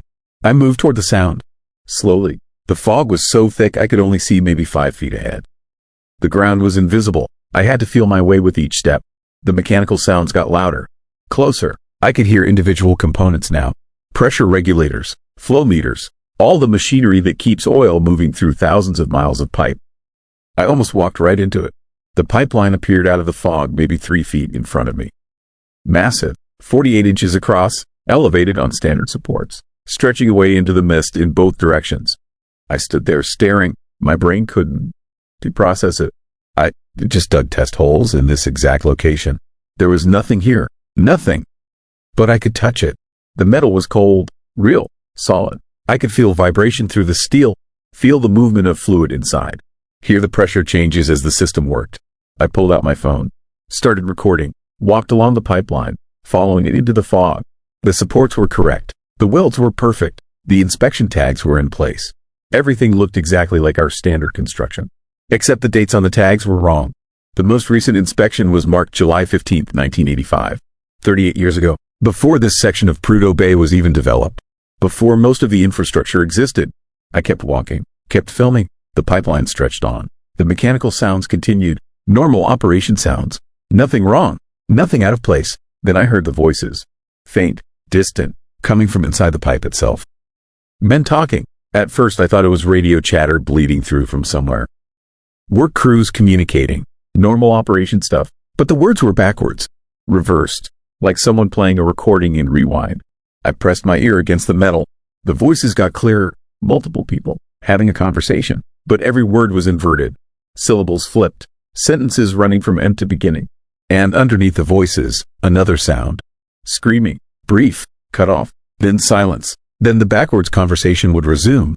I jerked away from the pipe. My heart was hammering. The fog seemed darker suddenly, pressing closer. The mechanical sounds felt wrong now. Too rhythmic, too deliberate, like breathing. I turned to head back to my truck. Took maybe 3 steps. The pipeline was gone. The fog was still there. The sounds were still there. But the massive steel structure had vanished. I was standing on empty tundra. My flags were visible now, marking the spot where I'd done my test drilling, where nothing existed below ground. I ran back to my truck, drove straight to the operation center. Didn't stop, didn't slow down. Just needed to be around other people, around lights and noise and normal reality. I reported what I'd seen, showed them the video. They watched in silence. The pipeline was clearly visible on my phone. Solid, real, undeniable. But the metadata was wrong. The GPS coordinates on the video didn't match where I'd been standing.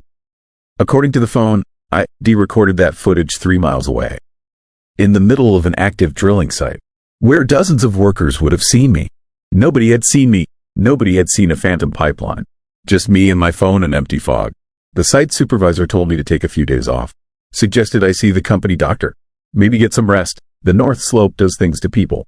Isolation. Darkness. 24-hour shifts. Your mind plays tricks. I tried to let it go. Tried to convince myself it was exhaustion.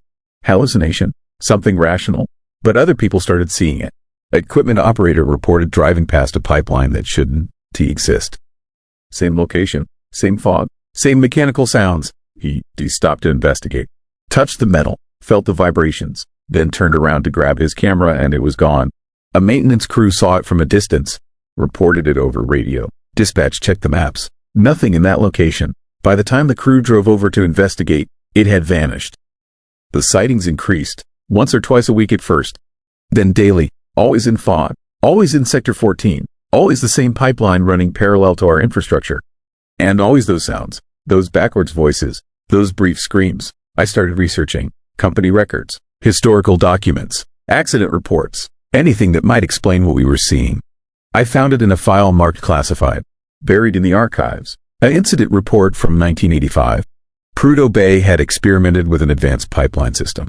New technology, supposed to increase efficiency, reduce costs. The prototype was built in Sector 14.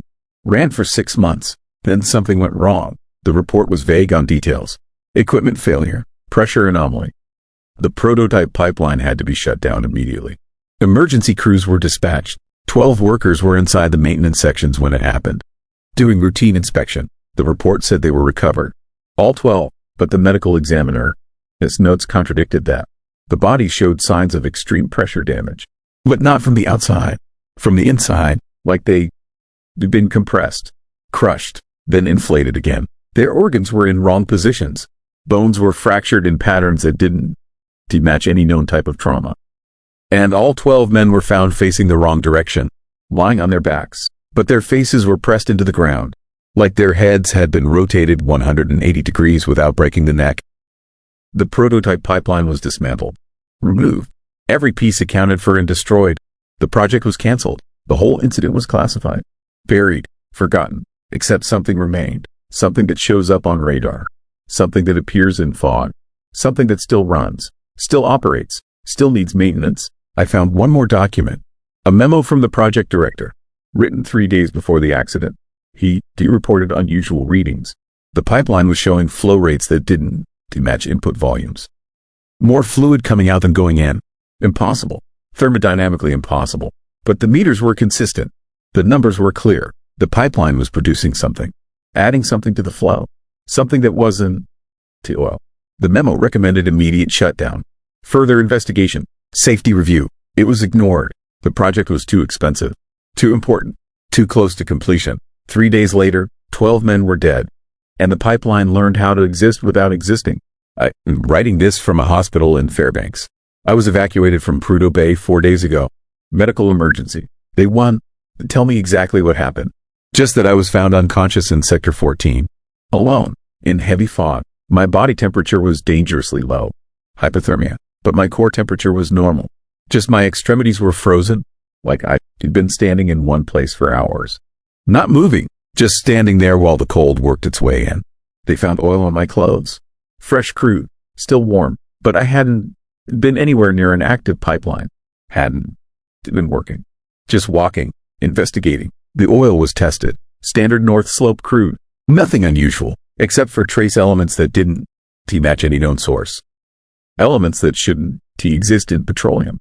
Complex organic compounds, proteins, cellular structures, human cellular structures. The doctors think contamination, lab error. They rerunning more tests.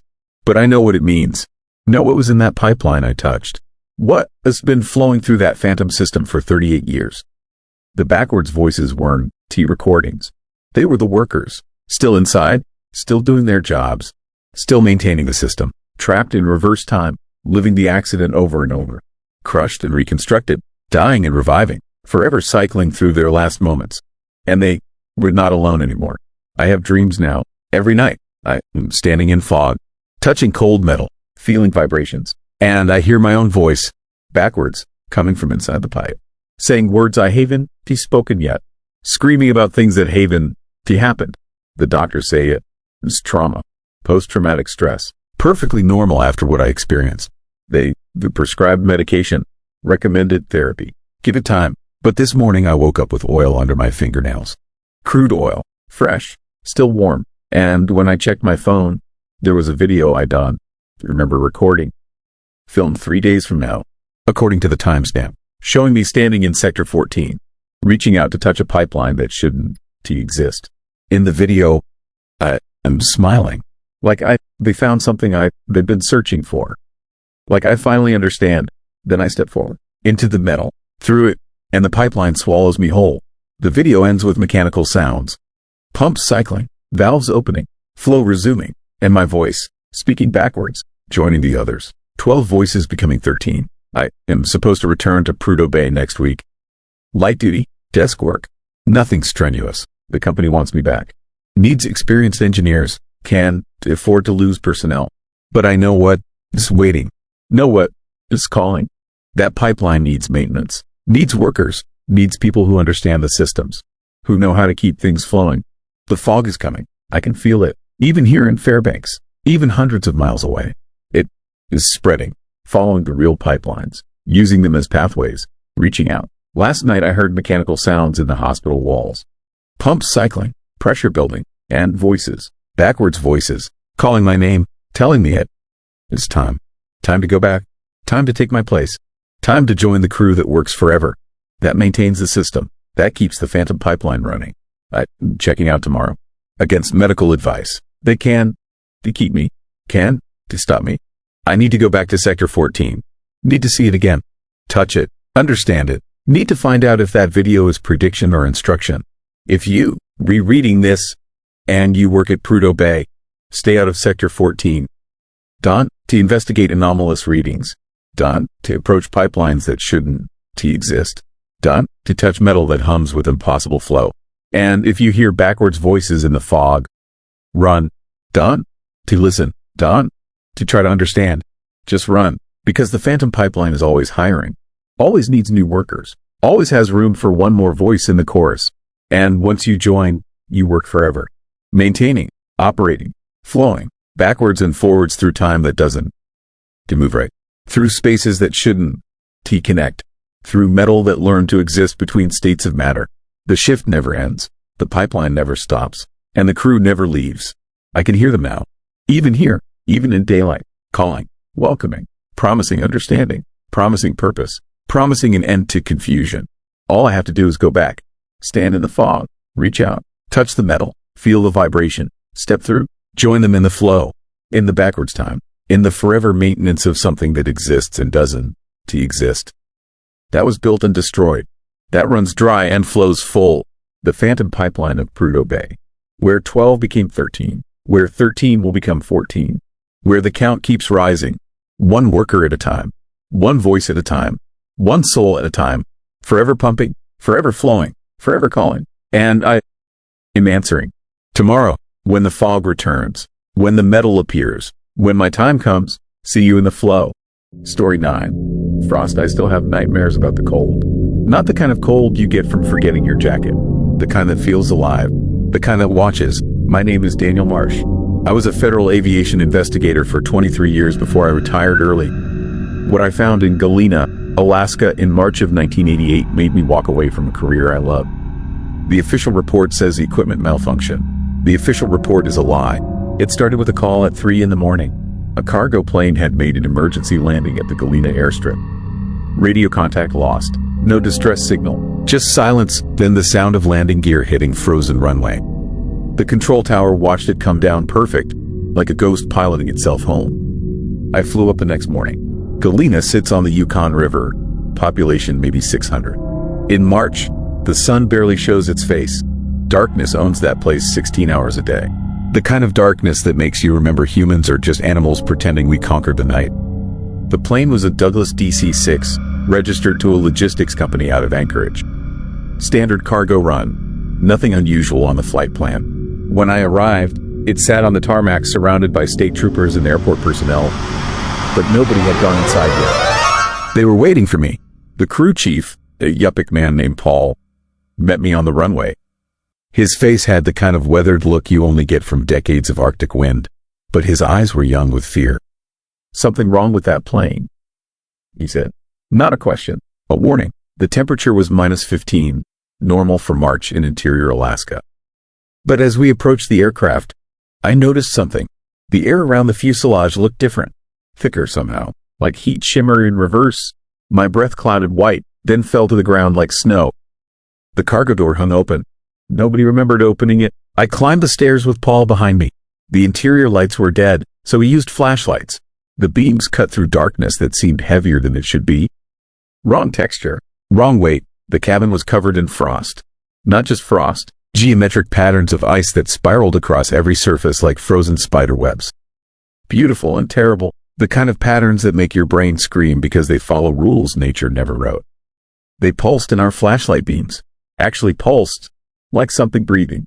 The cargo area held standard freight containers, all empty except for their loading straps. But in the center of the hold, a space about 6 feet square was clear of frost. The metal floor there showed scratches, deep gouges, like something heavy had been dragged toward the open cargo door. The manifest listed 17 containers. We counted 16. Paul made a sound behind me. Not quite a word. I turned and saw him staring at the cockpit door. It was closed, sealed with frost an inch thick. Through the small window, I could see shapes in the pilot seats. It took us 40 minutes to chip through the ice.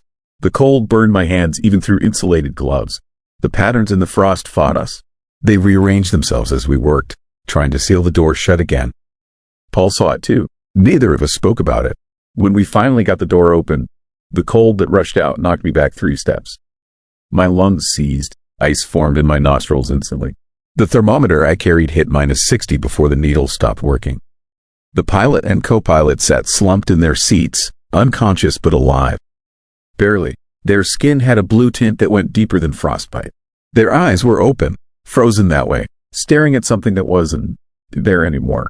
Both men were hospitalized. They woke up 3 days later with no memory of the flight after leaving Anchorage. No memory of the emergency landing. Nothing. Brain scans showed unusual activity in the visual cortex, firing patterns the neurologist said looked like they were still seeing something. Even asleep, even weeks later, their eyes tracked movement in empty rooms. The black box told us nothing.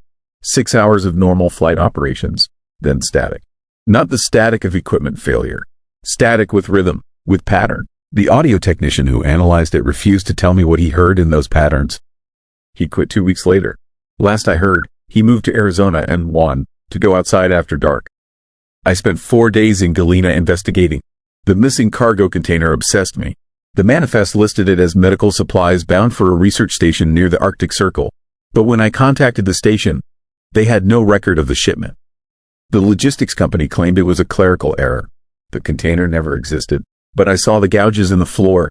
I measured them. Something weighing approximately 400 pounds had been dragged to that cargo door and vanished into the Alaskan night. On my last evening in Galena, Paul took me to his uncle's house.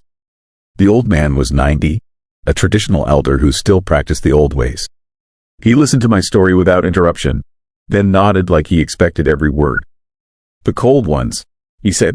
My grandfather saw them take a dog team in 1919. They leave frost that dreams, ice that remembers. They came down from the north before humans walked here, and they'll be here after we're gone. Sometimes they sleep, sometimes they wake, sometimes they travel. He looked at me with eyes that had seen too much winter. Whatever was in that container wasn't being delivered. It was escaping. I filed my report. Equipment malfunction. I took early retirement. I moved to Phoenix, like that audio technician. But Arizona heat doesn't help. The cold I felt in that plane lives in my bones now. Permanent. A cold that has nothing to do with temperature. Last month, I got a call from a former colleague. Another cargo plane, this time landing itself in Fairbanks. Same company, same impossible frost, same geometric patterns, same missing container. The crew survived, same memory loss, same damaged eyes that see things that aren't there. The containers are moving, following some route we don't understand, carrying something that shouldn't exist. Each plane is just transportation for a journey that started long before humans invented flight. I track the incidents now. Unofficial. Obsessive. They mapped 17 similar cases going back to 1952. They form a pattern across Alaska, spiraling slowly south, getting closer to populated areas. Each incident happens about 3 years after the last one, getting more frequent. The next one is overdue. Sometimes I wake up and see frost on my bedroom window even though I live in the desert. Geometric patterns that pulse with breath I can hear. They showing me something. A map maybe? Or a countdown. The pilots from the Galena flight both killed themselves within 5 years. The audio technician disappeared last fall. Paul stopped answering my calls in 1994. I looked him up. He moved to a cabin 100 miles north of Galena. No electricity, no phone. A friend checked on him once and said Paul had covered every wall with drawings of frost patterns. Thousands of them, all slightly different, all following those impossible rules. I am 68 now. The cold in my bones gets stronger every year. I know what's happening. The thing in that container saw me, just like it saw the pilots. Just like it saw Paul. We touched its frost. We breathed its air. It marked us. I don't know what they are. Ancient things, alien things, things that existed in the ice before the ice had a name. They travel in darkness and cold, following currents we can measure, guided by needs we can comprehend. But they're patient, so patient, and they're moving south. They've written everything down, documented every incident, every pattern, every impossible detail. When they find me frozen in my Phoenix apartment, door locked from inside, room temperature 75 degrees, body covered in that geometric frost, maybe someone will understand. Maybe someone will figure out how to stop them. Or maybe I'm just the next marker on their map. The next point in a pattern that has been forming for thousands of years. A pattern that is almost complete. The cold ones are coming. They've always been coming. We just finally got in their way. I can see the frost on my walls now, even in daylight. It's beautiful, terrible, perfect, and it's teaching me to see what the pilot saw. What Paul saw, what we all see eventually. They read not containers, they read doors, and something is walking through. Story 10. Mirror on the ice. I need you to understand something before I tell you what happened on the Nick Glacier. When you see yourself in the distance, watching yourself back, your mind doesn't break all at once. It cracks, slowly, like ice under pressure. You can, TC. My name is Marcus Webb.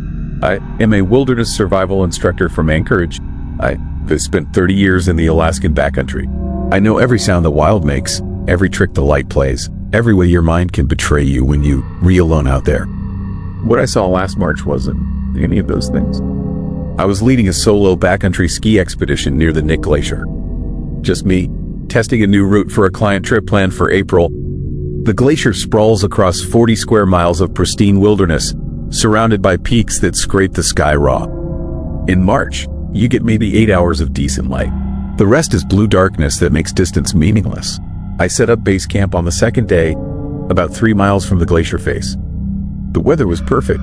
Clear skies, fresh powder, that kind of cold that makes the snow squeak under your skis. I felt good, strong, confident, all the things you should never feel in the wilderness. The first time I saw it was through my binoculars. I was scouting the road ahead, scanning the ridgeline about half a mile north. That's when I noticed the figure. Tall, impossibly tall, standing on a slope so steep nothing should be able to stand there. Not without equipment, not without moving. It looked like a person. The same build, the same proportions. But something about it was wrong. The way it stood, too still, too perfect, like a photograph inserted into reality. I assumed it was another skier. Backcountry ISN, too crowded. But you do run into people.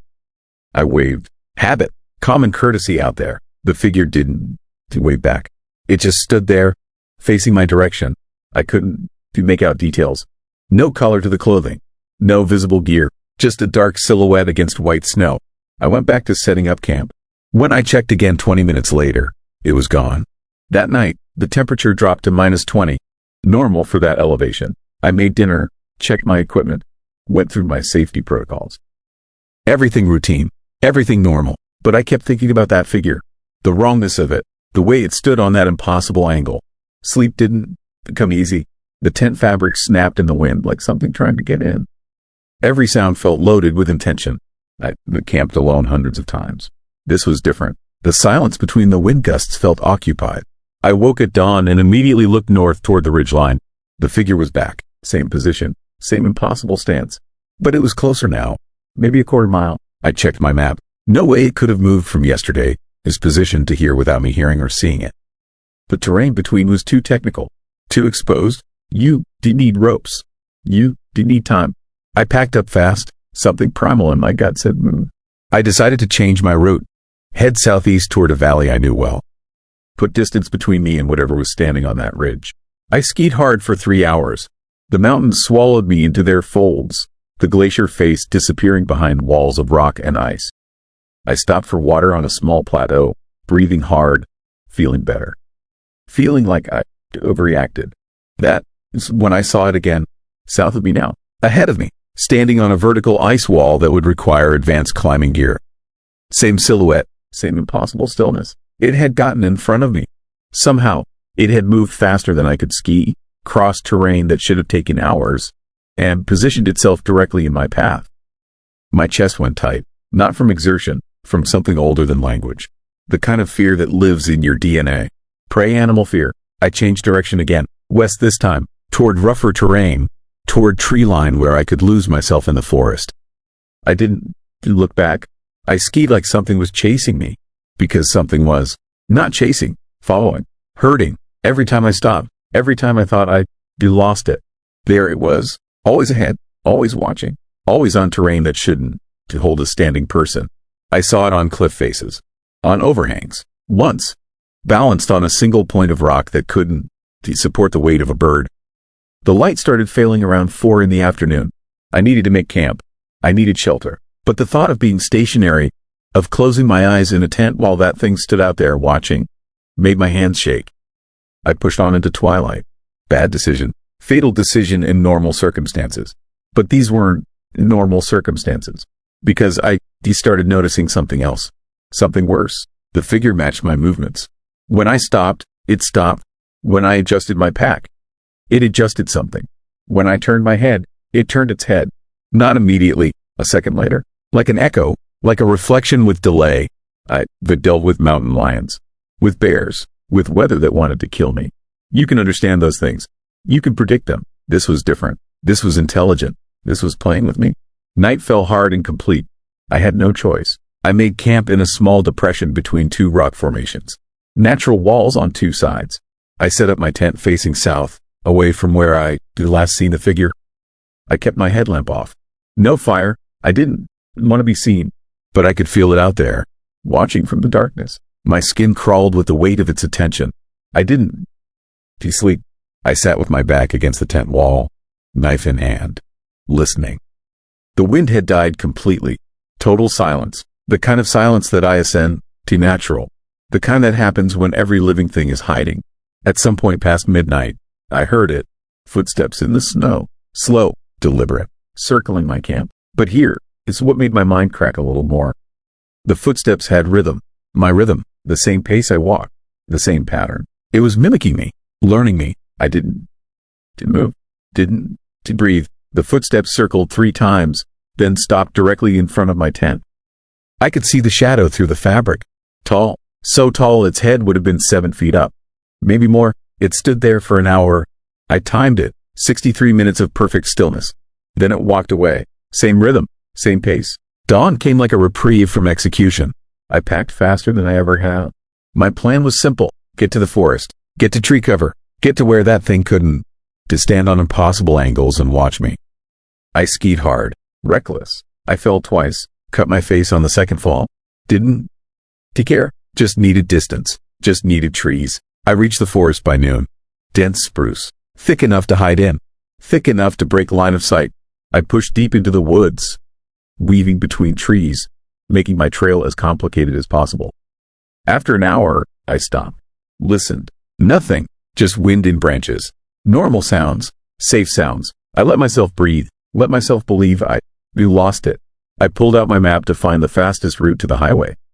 That's when I noticed my hands. They were shaking, not from cold, from something else, something I couldn't name yet.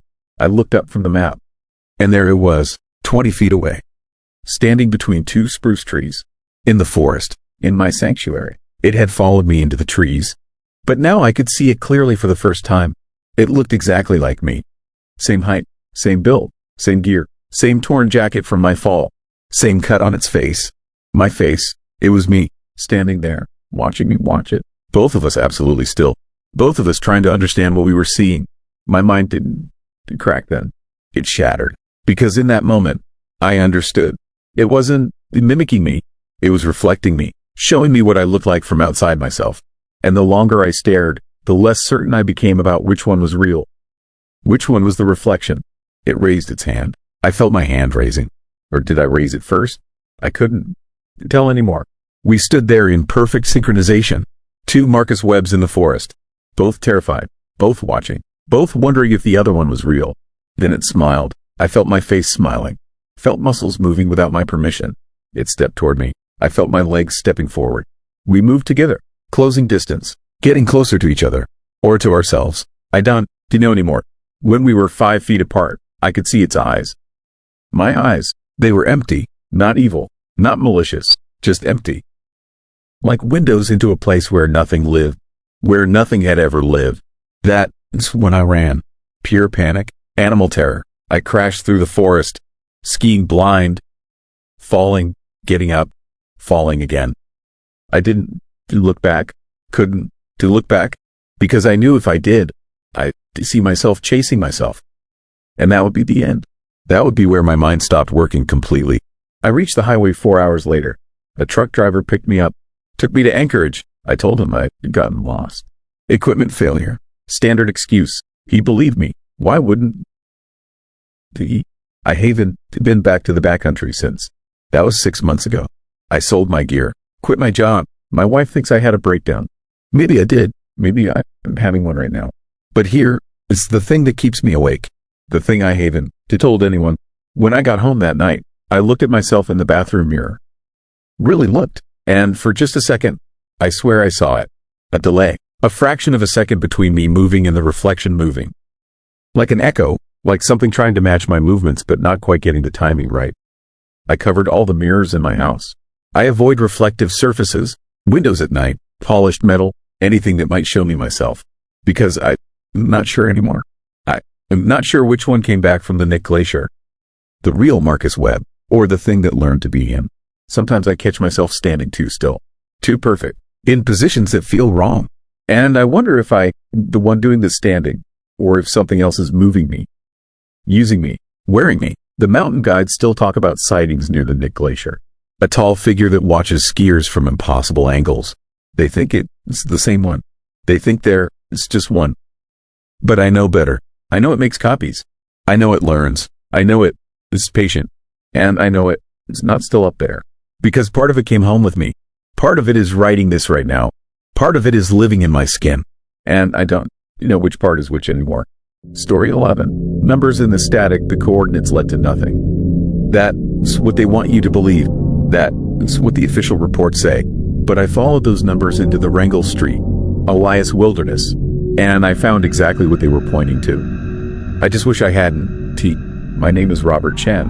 I am a retired telecommunications engineer from Fairbanks. In 1976, I was 28 years old and working for the state's emergency communications network. When every radio along a 200-mile stretch of the Copper River went silent for 72 hours straight, I was part of a team sent to figure out why. It started on November 3rd. Every frequency, every transmission, gone. Like someone had flipped a switch on reality itself. Ham operators, emergency services, aviation, commercial stations, all dead. Just pure, empty static where voices should have been. We checked equipment. We checked solar activity. We checked every rational explanation. Everything tested normal. The radios worked. The towers worked. The propagation conditions were perfect. But nobody could transmit. Nobody could receive. Just that static. Endless. Hungry. Then on November 6th, at exactly 3:14 in the morning, it all came back. Every frequency, every channel, but something came back with it. A child, this voice, speaking numbers, the same sequence over and over, writing every wavelength simultaneously. Impossible. Broadcasting from everywhere and nowhere. The voice was young, maybe 6 or 7 years old, but there was something wrong with the cadence. The rhythm, like someone who learned to speak by listening to recordings played backward. The numbers made no sense. Not English, not any native language our translators recognized. For 3 days, that voice filled the airwaves. Then it stopped, just cut off mid-sequence. Back to normal, back to regular programming, like nothing had happened. Most people forgot about it, wrote it off as some Cold War interference. Soviet jamming, atmospheric anomaly. But 17 ham radio operators didn't forget. They de-recorded the transmission. They de-analyzed it. And they figured out something that made them stop sleeping well at night. The numbers were coordinates, latitude and longitude, encoded in a language that predated written human history by thousands of years. How they decoded it, I don't know. The lead operator, a man named Jim Harwick, told me he dreamed the translation. Woke up knowing what the numbers meant. All 17 operators had the same dream. The coordinates pointed to a location deep in the Wrangell Street, Elias Wilderness, middle of nowhere, no settlements, no trails, no reason for anyone to ever go there, which is exactly why I had to see it.